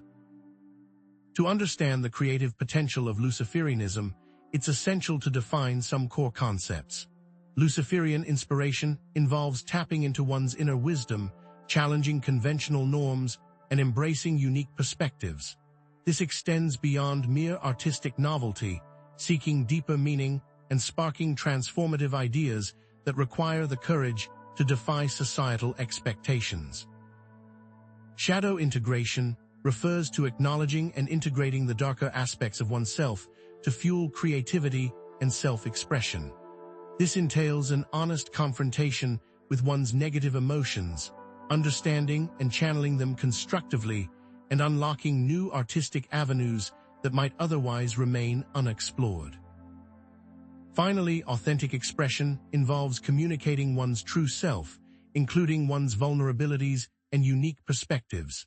This requires openness, honesty, and a willingness to defy societal expectations, fostering genuine connections with others and demanding a high degree of self-awareness. How do these concepts work in concert to promote creativity and enrich cultural expression within a Luciferian context? Evidence of Luciferians engaging in creative fields, challenging conventions, and pushing artistic boundaries can be found across various domains. Visual artists are exploring themes of self-empowerment, rebellion, and the duality of light and darkness in their paintings, sculptures, and digital art. Musicians are incorporating Luciferian symbolism and philosophy into their lyrics and compositions, creating music that is both thought-provoking and evocative. Writers are crafting novels, poems, and essays that challenge traditional narratives and explore alternative perspectives on morality, spirituality, and the nature of reality. In the realm of science, technology, and entrepreneurship, Luciferian-inspired individuals are challenging assumptions, pursuing knowledge, and creating transformative solutions in fields such as sustainable energy, conscious technology, and ethical business. These innovations stem from a desire to create a more just and equitable world, driven by a deep sense of personal responsibility and a commitment to Luciferian principles. Community-building efforts, exemplified by performance art, festivals, and art collectives, further demonstrate the capacity of Luciferian principles to foster group support, ethical behavior, and collective creative expression. But do these examples truly translate into positive change? The significance of Luciferian-inspired creativity and innovation lies in its potential to empower individuals, enrich culture, and drive positive change. By connecting Luciferian inspiration, shadow integration, and authentic expression, individuals can unlock their creative potential and make meaningful contributions to society. Luciferian ideals, such as self-empowerment, personal responsibility, the pursuit of knowledge and wisdom, and challenging conventional norms, inspire ethical action, positive societal impact, and a connection to the larger discussion of Lucifer's true identity and his role in humanity's spiritual evolution. In essence, creativity and innovation can serve to reframe negative stereotypes associated with Luciferianism, showcasing its capacity for positive transformation and ethical engagement with the world. How does this connection of ethical implications to the discussion of Lucifer's true identity contribute to an understanding of his role in humanity's spiritual evolution? If creativity and innovation serve as potent tools for positive transformation and ethical self-expression, inspired by unique perspectives and wisdom, what challenges arise when these forces meet the complexities of the modern world? As Luciferianism encourages pushing creative boundaries to make a great impact, how do we reconcile these ambitions with the need to honor diverse perspectives, avoid cultural appropriation, and ensure inclusivity in our creative endeavors? The exploration of these questions will lead us into a discussion of cultural sensitivity, awareness, and the responsible use of symbols and myths within a Luciferian context. However, it's important to acknowledge that Luciferian-inspired art and innovation can be perceived as offensive or blasphemous by individuals holding different belief systems. Striking a balance between creative freedom and respect for others' sensitivities is a delicate undertaking. Issues of cultural appropriation and insensitivity must also be addressed, ensuring that Luciferian artists and innovators are mindful of the potential harm their work might inflict on marginalized communities. Furthermore, while shadow integration can be a powerful tool for unlocking creativity, it also carries the risk of becoming harmful if not approached with caution and self-awareness. How can these concerns be addressed while still promoting authentic creative expression and fostering understanding? Despite these challenges, Luciferianism presents unique opportunities for personal and social transformation through creativity and innovation. This potential, however, comes with a profound responsibility, demanding a steadfast commitment to ethical principles, continuous critical self-reflection, and a deep recognition of social responsibility. For too long, the mainstream narrative has inaccurately portrayed Lucifer, perpetuating stereotypes designed to control the masses through fear and misinformation. By embracing ethical creativity and innovation with openness, a critical spirit, and a commitment to personal and social responsibility, we can harness Luciferianism's potential for positive change, transcending limiting stereotypes and contributing to a more meaningful and fulfilling world. It is through this lens of ethical creativity that we can begin to truly understand Lucifer, not as a symbol of evil, but as a catalyst for self-empowerment and the pursuit of forbidden knowledge. But what happens when the drive for knowledge and power overshadows ethical considerations, and how can we guard against such imbalances? Building upon our exploration of creativity and innovation, and how those ambitions reconcile with making a great impact, we must now ask ourselves, where do the lines blur when it comes to artistic expression and the cultural traditions of others, and what is the Luciferian approach? This section serves to examine the complex interplay between individual creative expression and cultural sensitivity within a Luciferian framework, touching on ethical self-expression and the fostering of inclusivity, while further enriching our understanding of the cultural landscape. But is there a way to ethically express oneself using symbols, themes, and ideas from other cultures without causing harm, and what unique insights can Luciferianism offer in this challenging endeavor? Throughout history, The exchange of artistic ideas across cultures has been a double-edged sword, one side representing progress and the other, exploitation. The Renaissance fascination with ancient Greek and Roman art, for instance, spurred a rebirth of classical ideals and artistic techniques, yet the colonial era appropriation of indigenous art often led to misrepresentation, commodification, and the erasure of marginalized communities. Consider Claude Debussy's encounter with Indonesian gamelan music at the 1889 Paris Exposition. This deeply influenced his compositions, expanding his musical horizons and ultimately contributing to a richer, more diverse soundscape.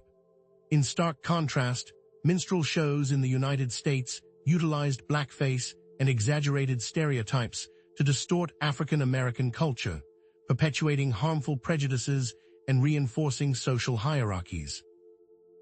Such acts had devastating impacts to communities for generations. These historical precedents highlight the importance of learning from the past to inform ethical creative practices in the present. Can these lessons be effectively applied to the challenges facing Luciferian artists today, ensuring that their creative endeavors honor rather than exploit other cultures? To navigate these murky waters, we must first define the key concepts at play. Cultural appropriation refers to the adoption of elements of a marginalized culture by members of a dominant culture, often without understanding or respecting the original meaning or context, and frequently exploiting it for profit or gain. It is crucial to differentiate this from cultural exchange, which involves a reciprocal and respectful sharing of ideas and traditions between cultures, and to highlight the power dynamics at play. Cultural appreciation, on the other hand, entails engaging with another culture respectfully, seeking to understand its traditions and meanings, and giving credit where it is due. This focuses on learning, honoring, and sharing aspects of a culture ethically, fostering mutual understanding and respect. Crucially, ethical sensitivity involves an acute awareness of one's own cultural biases and privileges, a willingness to learn from others, and a commitment to creating art that is respectful, inclusive, and equitable. This means understanding one's place in the world and actively working to avoid contributing to harmful stereotypes or perpetuating cultural injustices. But how are these concepts interwoven to promote ethical creativity and prevent harm to marginalized communities? Examples of how Luciferian ideals can translate into ethical creative expression while honoring other cultures and maintaining authentic self-expression offer compelling insights. Consider a Luciferian musician collaborating with indigenous musicians, respectfully incorporating traditional instruments and musical styles into their compositions and sharing profits with the community. This not only enriches the music, but also supports the cultural preservation efforts of the indigenous community. Luciferian community building initiatives promoting cross-cultural dialogue, understanding, and appreciation, such as workshops, festivals, or online platforms that celebrate diverse cultures and perspectives, offer further evidence of this commitment. These initiatives serve to promote empathy, understanding, and solidarity across cultural boundaries. However, there have also been instances where Luciferian-inspired art or projects have failed to demonstrate ethical sensitivity, resulting in cultural appropriation or misrepresentation. Instances where there was a clear lack of respect, such as the use of sacred symbols from other cultures without proper understanding or permission, serve as cautionary tales. What impact can ethical artistic expression have on the larger community, and how can it spark dialogue and promote better understanding? The ethical implications of cultural appropriation in creative expression are far-reaching, encompassing the reinforcement of harmful stereotypes, the commodification of sacred traditions, and the erasure of marginalized voices. However, Luciferians can create art that is both innovative and respectful by engaging in thorough research, collaborating with members of the culture they are drawing inspiration from, giving credit where it is due, and using their work to amplify marginalized voices. This requires engaging in critical self-reflection, challenging one's own biases, and committing to continuous learning. But how can these ethical considerations be connected to the larger discussions of Lucifer's true identity, his teachings, and his message of self-empowerment? Expressing Luciferian ideals through artistic channels doesn't give license to hurt or misrepresent others. It is through the lens of respect, reciprocity, and genuine understanding that these ideals can find their truest and most ethical expression. If sensitivity is key to ethical understanding, how can you possibly make great art? It is important to acknowledge the concerns about cultural exchange, stifling creativity, or authentic self-expression. There must be a balance between creative freedom and cultural sensitivity, ensuring that creative expression doesn't cause harm. Is it too sensitive to even explore some cultural boundaries? There must be a balance of what feels safe and what pushes boundaries for ethical exploration, nuanced interpretation, and promotion of cultural sensitivity. How can authentic creative expression foster creativity and ethical boundaries? Despite these challenges, Luciferianism presents unique opportunities for personal and social transformation through responsible artistic channels. This responsibility requires a steadfast commitment to ethical principles, continuous critical self-reflection, and a deep recognition of social responsibility, particularly towards cultural heritage. For too long, the mainstream narrative has inaccurately portrayed Lucifer, perpetuating stereotypes designed to control the masses through fear and misinformation. By embracing ethical creativity and innovation with openness, a critical spirit, and a commitment to personal and social responsibility, we can harness Luciferianism's potential for positive change. Can these values of sensitivity, respect, and ethical understanding offer any sort of solace or practical help when dealing with personal turmoil, challenging situations, and times of crisis? This will lead us into a discussion of resilience and how to maintain ethical values in adversity. Building on our discussion of ethical creativity and innovation and their potential during times of struggle, we now turn to a more fundamental question. Can Luciferianism, as a philosophy of empowerment and ethical self-determination, offer unique tools for navigating crises and uncertainties, both personal and global? And how can we practically apply these ideas in a world increasingly defined by chaos and change? This section will delve into the heart of what it means to be a Luciferian in turbulent times, exploring how principles of inner resilience, adaptive ethics, and meaning-making can provide a moral compass and a source of inner strength amidst chaos and change. But how do we use these esoteric beliefs to navigate personal and global turmoil? Throughout history, individuals and communities have often turned to esoteric or spiritual beliefs to navigate times of crisis, finding solace, strength, and a framework for understanding seemingly incomprehensible events. Consider the Stoics during the decline of the Roman Empire, who emphasized reason, virtue, and acceptance of what could not be controlled as a means of maintaining inner peace amidst societal upheaval.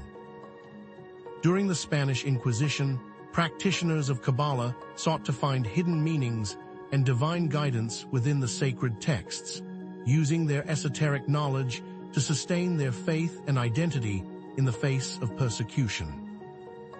The Black Death, which ravaged Europe in the 14th century, saw a surge in mystical and apocalyptic beliefs, with many turning to prayer, ritual, and esoteric interpretations of scripture to make sense of the devastation and find hope for survival. These historical examples reveal a recurring pattern. When faced with overwhelming adversity, humans often seek meaning and resilience in realms beyond the purely material. But can these historical instances offer insights into the challenges and opportunities facing modern Luciferians, providing a roadmap for navigating personal and collective crises with ethical fortitude? To understand how Luciferianism can offer practical tools for navigating crises, it is essential to define three core concepts: inner resilience, adaptive ethics, and meaning-making. Inner resilience refers to the capacity to withstand and recover quickly from difficulties, maintaining emotional and mental well-being during turbulent times. This involves self-awareness, emotional regulation, and the ability to adapt to changing circumstances, allowing individuals to bounce back from setbacks and maintain a sense of hope and agency. Adaptive ethics represents a flexible and nuanced ethical framework that allows for ethical decision-making in complex and unpredictable situations, while remaining grounded in core values. This involves a willingness to question and adapt traditional ethical norms when necessary, while upholding principles of personal responsibility, freedom of thought, and respect for individual autonomy. Meaning-making signifies the process of finding purpose and significance in the face of suffering, loss, or uncertainty, providing a sense of hope and direction during challenging times. It is the ability to discover value and purpose amidst hardship, transforming adversity into an opportunity for growth, learning, and self-discovery. How do these three concepts intertwine to provide a framework for navigating crises with ethical strength and a renewed sense of purpose? There are numerous examples of individuals using Luciferian principles to navigate personal crises, drawing on inner resilience, adaptive ethics, and meaning-making to overcome adversity. One individual, facing a severe medical diagnosis, turned to knowledge and self-empowerment, researching their condition, seeking alternative treatments, and actively participating in their own care. They used their experience to advocate for patient rights and promote greater awareness of their condition, finding meaning and purpose in their suffering.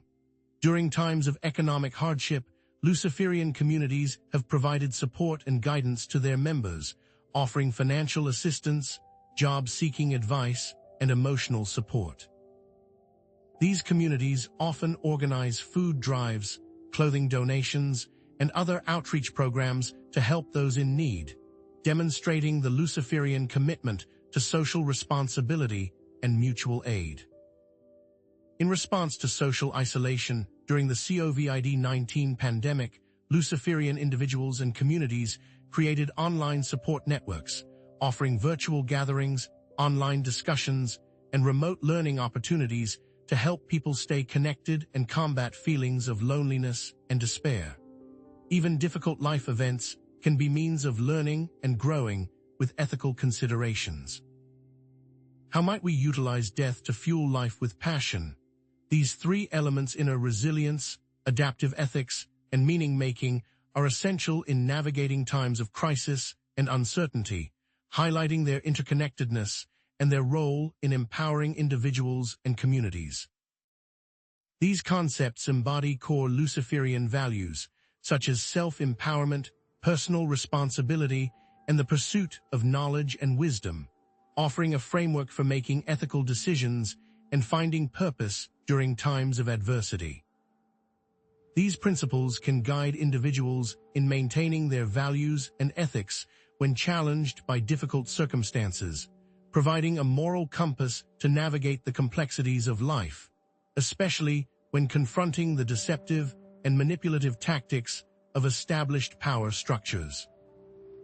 By embracing personal responsibility and ethical action during difficult times, individuals can empower themselves and contribute to positive change in the world. But can ethical action during difficult times truly empower individuals and challenge the narratives that seek to control and oppress them? These insights offer a foundation for understanding and navigating the world around us, providing tools for personal empowerment and ethical action. However, this raises a crucial question.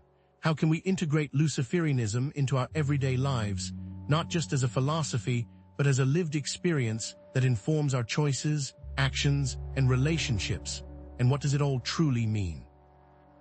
As we move forward, we will delve deeper into the practical application of Luciferianism, exploring how its principles can be integrated into every aspect of our lives, from our personal relationships to our professional endeavors. It is important to acknowledge that crises can sometimes lead individuals to abandon their values in the pursuit of survival, resorting to immoral or unethical behavior in desperate attempts to protect themselves or their loved ones. It's equally important to recognize that inner resilience and meaning-making may not eliminate suffering entirely, and that some pain and loss must simply be endured. The Luciferian path doesn't promise an escape from adversity, but rather a framework for navigating it with strength, dignity, and a commitment to ethical principles. But what happens when the traditional structures of society break down and individuals are left to fend for themselves? Ultimately, Luciferianism presents a powerful framework for personal and social transformation during times of crisis, offering tools for cultivating inner resilience, making ethical decisions, and finding meaning amidst chaos and uncertainty. It emphasizes personal responsibility, a steadfast commitment to ethical principles, and a deep sense of social responsibility, encouraging a balance of thoughtful contemplation, community engagement, and meaningful action. By challenging the mainstream narrative and embracing open-mindedness and a critical approach to established beliefs, Luciferians can harness the potential for positive change, even in the face of overwhelming adversity.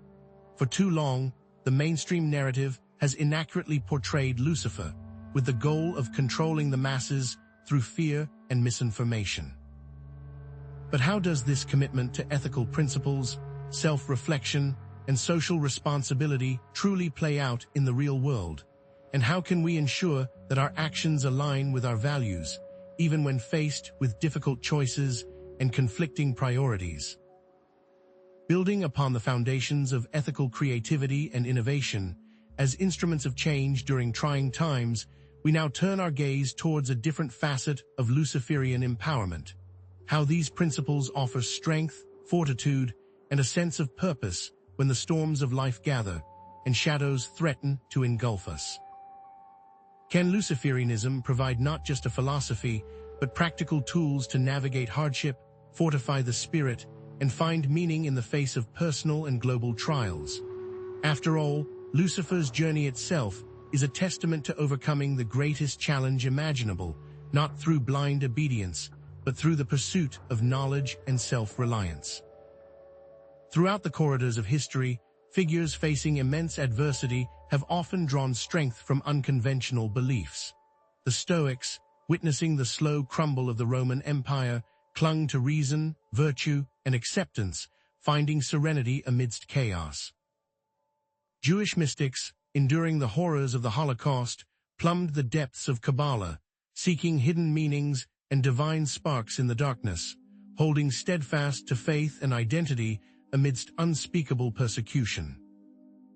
Viktor Frankl, in the concentration camps, discovered that even in the most dehumanizing conditions, the freedom to choose one's attitude remained inviolable, a principle resonating deeply with the Luciferian emphasis on self-reliance and inner sovereignty.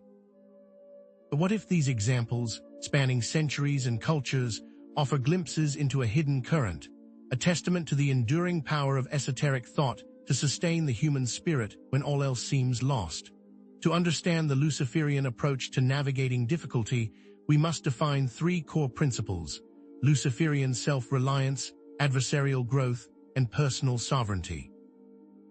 Luciferian self-reliance is not mere rugged individualism, but an inner fortitude forged through knowledge, critical thinking, and personal responsibility.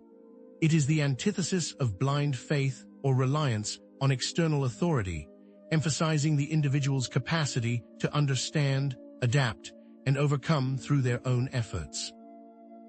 Adversarial growth is the principle of facing challenges head-on, viewing them not as insurmountable obstacles, but as opportunities for transformation.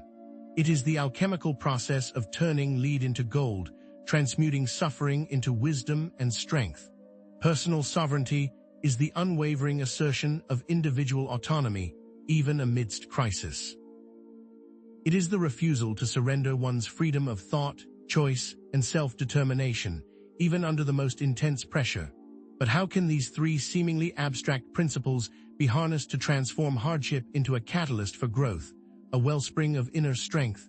Consider the stories of Luciferians facing personal crises, grappling with illness, loss, or hardship. One individual, diagnosed with a rare and debilitating disease, refused to succumb to despair. Instead, they immersed themselves in research, seeking cutting-edge treatments, connecting with other patients, and actively participating in their own care, becoming an advocate for others facing similar challenges. Their ethical framework, the value of knowledge, individual responsibility, and empowerment guided their choices, leading to a positive impact not only on their own life, but on the lives of others. In times of economic hardship, Luciferian communities have mobilized to offer support, providing job-seeking advice, financial assistance, and emotional encouragement, embodying the principle of social responsibility and mutual aid. What if the ethical decisions made during these moments of crisis not only alleviate suffering, but also reshape lives, forging stronger individuals and communities? Analyzing these examples, we see the interplay of self-reliance, adversarial growth, and personal sovereignty. The individual facing illness exemplified self-reliance by taking responsibility for their own health, seeking knowledge, and making informed choices. They embraced adversarial growth by turning their suffering into a catalyst for advocacy and positive change. They maintained personal sovereignty by refusing to be defined by their illness, asserting their right to make their own decisions about their body and their life. Luciferianism's ethical values, self-empowerment, personal responsibility, the pursuit of knowledge underpin these actions, guiding them towards positive outcomes. But are there instances where the application of these principles can lead to ethical pitfalls, where the line between self-reliance and selfishness becomes blurred? These principles, when wielded with wisdom and balance, can empower individuals to navigate crises with strength and integrity. However, it is important to acknowledge that crises can tempt individuals to seize opportunities for personal gain, potentially at the expense of others. The unscrupulous contractor who exploits a natural disaster to inflate prices, or the demagogue who uses fear and misinformation to consolidate power, are stark reminders of the potential for ethical lapses during times of turmoil. Likewise, the singular focus on self-reliance can blind one to the importance of mutual aid and social support, creating a sense of isolation and hindering collective action. But must we not strive for that delicate equilibrium, for long-term ethical strength, even if it means sacrificing short-term advantages? Ultimately, Luciferianism, applied with ethical awareness and social consciousness, offers a path towards personal and social transformation during times of turmoil. By emphasizing personal responsibility, fostering critical thinking, and encouraging a spirit of open-mindedness, Luciferians can not only navigate crises with resilience and integrity, but also contribute to a more just and equitable world. The mainstream narratives, which seek to define and control, pale in comparison to the strength gained through knowledge and ethical thought.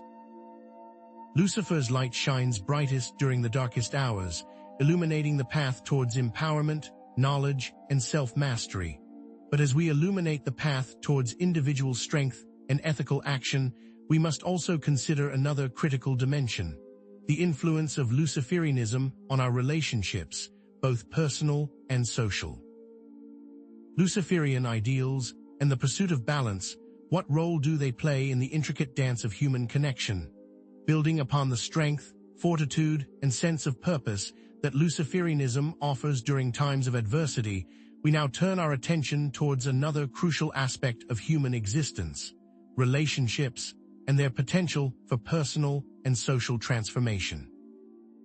Can Luciferian ideals of self-empowerment, knowledge, and challenging authority extend beyond the individual and into the complex web of human connections? Is there a Luciferian approach to love, friendship, and family, or are relationships inherently about compromise and self-sacrifice? After all, the modern world presents a kaleidoscope of relationship styles and ethical considerations. Throughout history, diverse cultures and philosophical traditions have offered varying perspectives on relationships. The Stoics, emphasizing virtue and reason, valued relationships built on mutual respect and intellectual connection. Eastern philosophies, particularly Buddhism, highlighted the importance of compassion, mindfulness, and detachment in navigating interpersonal dynamics. In contrast, polyamorous cultures have embraced diverse relationship structures, challenging the conventional norms of monogamy and exclusivity. From arranged marriages dictated by societal expectations to the fluid and diverse relationship choices of today, the landscape of human connection has undergone a dramatic transformation. But what if these seemingly disparate approaches hold hidden connections, offering glimpses into a deeper understanding of human needs and desires? And what if modern relationship frameworks, such as polyamory and BDSM, have esoteric parallels that can further inform our practices? To understand the Luciferian approach to relationships, we must define three core concepts: authentic connection, ethical autonomy, and compassionate boundaries. Authentic connection is the foundation upon which all fulfilling relationships are built, characterized by honesty, vulnerability, and mutual respect. It is about being true to oneself, expressing one's genuine thoughts and feelings, and building relationships based on genuine self-expression, rather than conforming to external expectations. Ethical autonomy is the recognition and respect for each individual's freedom, choices, and boundaries. It is the understanding that relationships should not be about control, manipulation, or dominance, but about mutual support and empowerment. Compassionate boundaries are the limits we set to protect our well-being, ensuring that our relationships do not come at the expense of our physical, emotional, or spiritual health. They are the self-care practices that allow us to engage in relationships from a place of strength and abundance, rather than depletion and resentment. But how can these three concepts be woven together to create ethical and empowering Luciferian relationships, bonds that foster growth, self-discovery, and mutual fulfillment? Consider the example of a Luciferian navigating a romantic relationship. Rather than adhering to traditional gender roles or societal expectations, they prioritize open and honest communication, expressing their needs and desires with clarity and respect. They embrace ethical autonomy, recognizing that their partner has the right to make their own choices, even if those choices differ from their own. They practice compassionate boundaries, setting limits on their time and energy to ensure that they have the space to pursue their own passions and maintain their own well-being. Luciferian friendships are marked by honesty, mutual support, and intellectual stimulation. Friends challenge each other to grow, offering constructive criticism and pushing each other to new heights. Luciferian family dynamics are characterized by acceptance, open communication, and a willingness to challenge tradition. Members accept each other for who they are, even if they hold differing beliefs or values. They engage in open and honest conversations, addressing conflicts with respect and a desire for mutual understanding. But what if these practical examples reveal a deeper pattern, a set of ethical choices that can transform not only individual relationships, but also the fabric of society itself? Analyzing these examples, we see how authentic connection, ethical autonomy, and compassionate boundaries work in harmony to create ethical and empowering Luciferian relationships. Authentic connection fosters intimacy and trust, creating a safe space for vulnerability and self-expression. Ethical autonomy ensures that each individual feels respected and empowered, preventing relationships from becoming controlling or codependent. Compassionate boundaries protect individual well-being, preventing burnout and resentment. Luciferian values self-empowerment, personal responsibility, the pursuit of knowledge, and the importance of ethical behavior underpin these principles, guiding individuals towards positive and fulfilling relationship experiences. But what are the broader implications of these values, and how do they challenge traditional, restrictive relational dynamics? These values challenge traditional, restrictive relational dynamics by creating space for self-expression and personal growth. They foster a spirit of open-mindedness and critical thinking, encouraging individuals to question societal norms and create relationships that are aligned with their own values and needs. By prioritizing ethical decision-making, Luciferians can debunk stereotypes and demonstrate that Luciferianism is not about selfishness or domination, but about creating a more just and equitable world. This connects to the broader discussion of Lucifer's true identity and his potential to show a more positive influence in human bonds. But as we see this potential emerging, what are the common traps in relationship dynamics, even for those following Luciferian ethics? While Luciferianism presents a compelling path towards ethical and fulfilling relationships, it is important to acknowledge potential criticisms. Some may view the emphasis on self-empowerment as inherently selfish or damaging to relationships, arguing that it prioritizes individual needs over the needs of the collective. Others may see hierarchy and domination as natural aspects of human relationships, questioning the Luciferian emphasis on ethical autonomy. Still others may believe that authenticity can cause discomfort or conflict, undermining the harmony and stability of relationships. However, these criticisms often stem from misunderstandings of Luciferian principles. It is not about neglecting the needs of others, but about finding a balance between self-care and compassion. It's about creating empowering relationship choices rather than controlling ones, even when there is a hierarchy. It's about choosing to be with those who want authentic relationships, even when breaking from old patterns. But must we not push ourselves to maintain balanced viewpoints so that balanced interpretations can guide us to live more complete lives? Despite these potential criticisms, Luciferianism offers a powerful framework for personal and social transformation, providing pathways to ethical and fulfilling relationships through its core beliefs. By emphasizing personal responsibility, fostering critical thinking, and encouraging a spirit of open-mindedness, Luciferians can create relationships that are based on mutual respect, empowerment, and growth.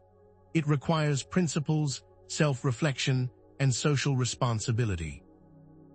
Despite mainstream narratives that inaccurately portray Luciferianism as purely selfish, or as a path that cannot be taken with a partner, the ethical approach requires open-mindedness and critical thinking. So, as you reflect on the potential for Luciferianism to improve our relationships and communities, consider the path that you will ultimately choose, remembering that perhaps some of the most important lessons we need to learn lie just ahead. What does the overall path of transformation look like when it comes together? Having explored the potential for Luciferianism to improve relationships and communities, we now come to a crucial question. What is the lasting impact that Luciferian ethics, values, and beliefs can have on society as a whole? Lucifer's story has been told and retold for centuries, but now what does the lasting legacy truly mean, and how can it translate into tangible, positive change? It all comes down to creating a positive shift and living an ethical life, a path of personal responsibility where all these ideas come to fruition. Throughout history, various belief systems have demonstrably improved and shifted societies. Consider Christianity, with its emphasis on charity and community building, or Buddhism, with its focus on compassion and mindfulness. These belief systems have inspired countless acts of kindness, fostered social cohesion, and provided solace and guidance to millions. Philosophical and spiritual beliefs have also created profound cultural shifts, from the rise of environmental awareness to the growing acceptance of intersectionality. Consider, too, historical figures with an esoteric leaning who have made a long-term impact, such as social reformers, abolitionists, and promoters of a better tomorrow. But are there concrete lessons to be learned from these predecessors as we try to ensure that Luciferianism, too, makes a lasting change, building upon earlier social movements rather than repeating past mistakes? To understand how Luciferianism can leave an ethical legacy, we must first define our terms. An ethical legacy is the positive change that results from the application of Luciferian ethics, values, and beliefs, the positive impact on the world, and a life lived honoring Luciferian principles. Interconnected transformation is the understanding that positive change inspires others. It's more than just individual. It starts small, grows, and connects everyone in a web of positive change. And a liberated future is one in which we have rejected control, embraced empowerment, and built solid ethical foundations. This future exists in a world free from misinformation, negative control, and ethical suppression. These concepts are key to long-term positive Luciferian influence and avoiding damage. Making a positive change is more than just being against something. It is building something better. But how do we translate these abstract concepts into concrete actions that will ripple outwards, creating a better world for ourselves and for future generations? Consider individuals who have applied Luciferian-leaning values to affect long-term social change, individuals focused on community, knowledge, and ethical action towards positive changes. Think, too, of Luciferian communities building a legacy through shared values, highlighting examples of ethical projects, mutual support, and the pursuit of knowledge. Consider cases of change, inspiration, and the application of Luciferian principles, inspiring change and positive impact by living ethically. It starts with intent, but must lead to real action. But as we look at these examples, how do we ensure that the actions we take are truly aligned with Luciferian principles, avoiding the pitfalls of dogma, self-deception, and unintended consequences? Analyzing these examples, we see how ethical legacies contribute to the creation of a new world, with change, inspiration, and connection intertwining to foster positive transformation. Self-empowerment, personal responsibility, and the continued pursuit of wisdom and knowledge are all key ideals, and these must tie back to core Luciferian views. It involves supporting Luciferian values and ethical change for the long term, undertaking continued ethical action long after the immediate act. This change shows the world a new image of the light bearer. But how do we ensure that we avoid the dangers of hubris and self-righteousness, always remaining open to new perspectives and a deeper understanding of the complex world around us? In essence, lasting impact and positive change all starts from the individual, from the conscious choices we make each day. So let us now transition to a moment of reflection. Given what we've covered, how do we move forward? What concrete steps can we take to ensure that our actions align with our values, creating a ripple effect of positive change that extends far beyond our individual lives? For as we are beginning to understand, Lucifer is more than just a mythological figure. He is a symbol of something far greater. However, it's important to acknowledge that one person cannot change everything. Change is a long and arduous process, and some will always resist positive transformation. Even positive change has its opponents. And some may question everything we've discussed, never being fully satisfied. But the goal is progress, not perfection. What truly counts is action. It's better to do something than to do nothing at all. But what do we do when positive changes are actively being fought? Despite these potential challenges, Luciferianism presents viable pathways toward personal and societal transformation. Personal responsibility requires ethical action, self-reflection, and societal concern. As we have explored, the traditional narrative surrounding Lucifer is often a tool for control. It requires an open mind and critical thought to create a better world. How do we continue to work towards such a world? Having explored how Luciferianism can create positive shifts in society, it is time to examine what is lasting and what it means for you. The lasting positive change needs to be a core aspect. What does it truly mean to apply these Luciferian values, ethics, and beliefs to improve the world around us? We now turn our gaze to how to make that change and how to ensure it is more than just talk. For the true goal is positive and transformative change through Luciferianism, but all of it comes down to action and using it as a powerful ethical toolkit. Throughout history, numerous movements have demonstrably shaped values and ethics in positive ways. Take Buddhism, for example, emphasizing compassion, mindfulness, and personal responsibility.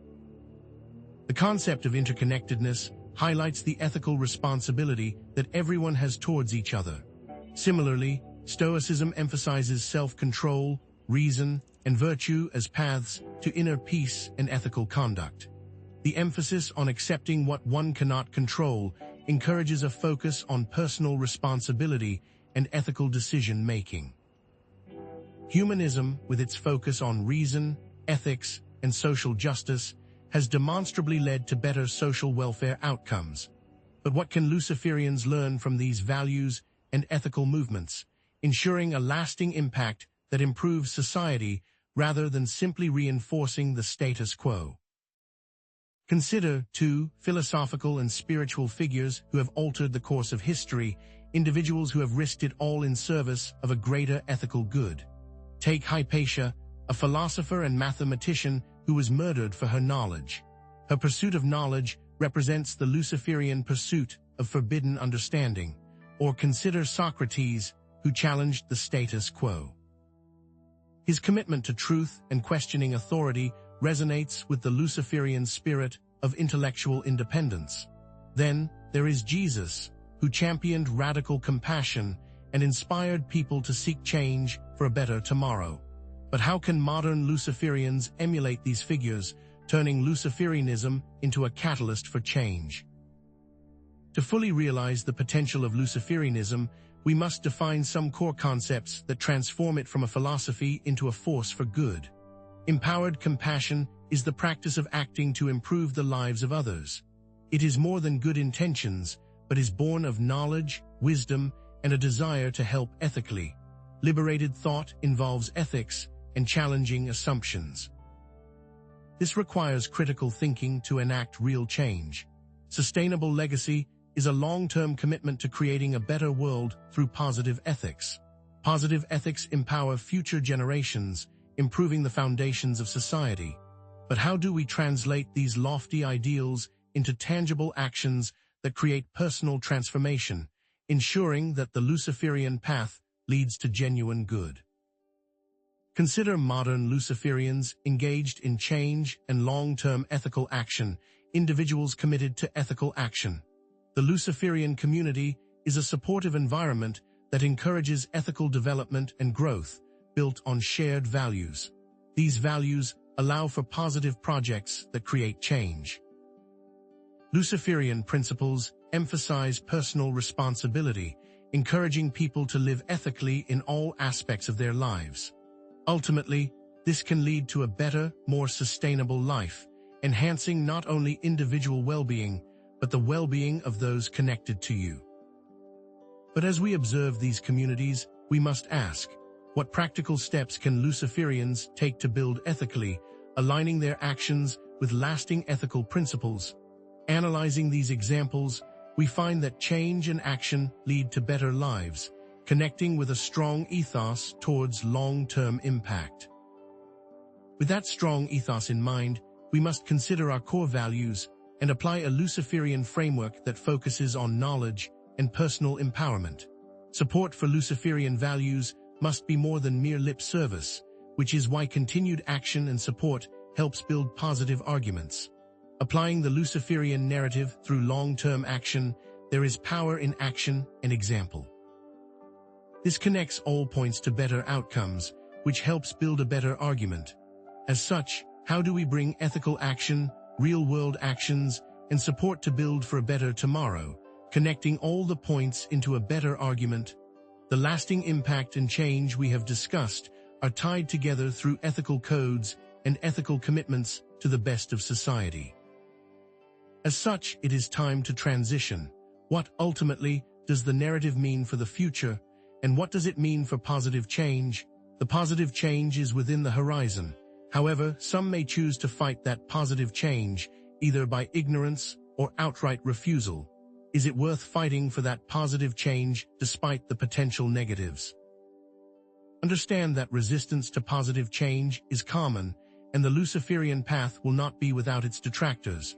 Not everyone will be on board, but staying true to one's ethical commitments is key, and progress is always a slow process, not an overnight success. Others will disagree with this application of Luciferianism, seeing only negative aspects and potential dangers. However, it's important to remember that this journey has importance. No one can know for certain what will happen, but there is great value in taking the journey and working for positive transformation. That being said, are the journey and the positive transformation truly worth the struggle? In conclusion, Luciferianism can create a positive impact on individuals and society. The key, however, is personal responsibility that encompasses ethical action, social awareness, and the continued pursuit of wisdom and knowledge. The traditional narrative surrounding Lucifer is often a tool for control, manipulating people through fear and misinformation. By approaching it with an open mind and critical thought, one can create a better world for themselves and for others. But with all of the potential benefits of Luciferianism and understanding the narratives, we must ask, is Lucifer truly about control? As we draw to a close in our exploration of Lucifer, the light bearer, it becomes clear that his story is far more complex than the traditional narrative suggests. We have journeyed through his various portrayals, from a celestial being of immense knowledge and beauty to a demonized figure of rebellion and evil, a transformation fueled by historical, political, and religious forces. We have examined the Church's role in consolidating power by suppressing alternative beliefs, and we have explored alternative interpretations of Lucifer's fall, presenting it not as an act of pure malice, but as a quest for knowledge, a catalyst for change, or even an act of liberation. In essence, the story of Lucifer speaks to the universal human themes of rebellion against tyranny, the pursuit of individual autonomy, and the relentless quest for knowledge, even when forbidden. Lucifer embodies the desire to question authority, to challenge conventional narratives, and to seek enlightenment, even in the face of immense opposition. But what does Lucifer's story truly tell us about the dangers of blind obedience and the importance of critical thinking? What does it reveal about the nature of power and control, and how religious and political institutions shape cultural beliefs, suppressing dissenting voices to maintain their dominance? Perhaps the most profound implication of exploring Lucifer's true identity lies in its potential to empower individuals to embrace their own inner light and to challenge oppressive systems, both internal and external. Lucifer, in this light, represents the potential for individual growth, self-deification, and rebellion against any form of tyranny that seeks to limit human potential. But what if understanding Lucifer requires us to question the very foundations of our accepted morality and to confront the uncomfortable truths about the nature of good and evil, light and darkness? Therefore, let us not view Lucifer as a figure of fear, but as a symbol of the enduring human spirit that seeks knowledge, challenges authority, and strives for liberation. The truth about Lucifer is not something to be feared, but a spark to ignite the flame of knowledge within us all. As you continue to reflect on these profound questions, remember that the search for truth is an ongoing process, and the conclusions you draw are uniquely your own. The mystery of Lucifer is one that invites continuous pondering and has no easy answers. If you found this exploration of Lucifer's true identity thought-provoking, please give this video a like and subscribe to the channel. By subscribing, you become part of a community of like-minded individuals who are committed to challenging conventional narratives and seeking a deeper understanding of the esoteric and the hidden. In our upcoming videos, we will continue to explore controversial figures in religious history and delve deeper into the history of demonology, so be sure to hit the notification bell so you don't miss out. If you are looking for content that challenges conventional thinking and promotes critical inquiry, this is the channel for you. Until next time, keep seeking the light.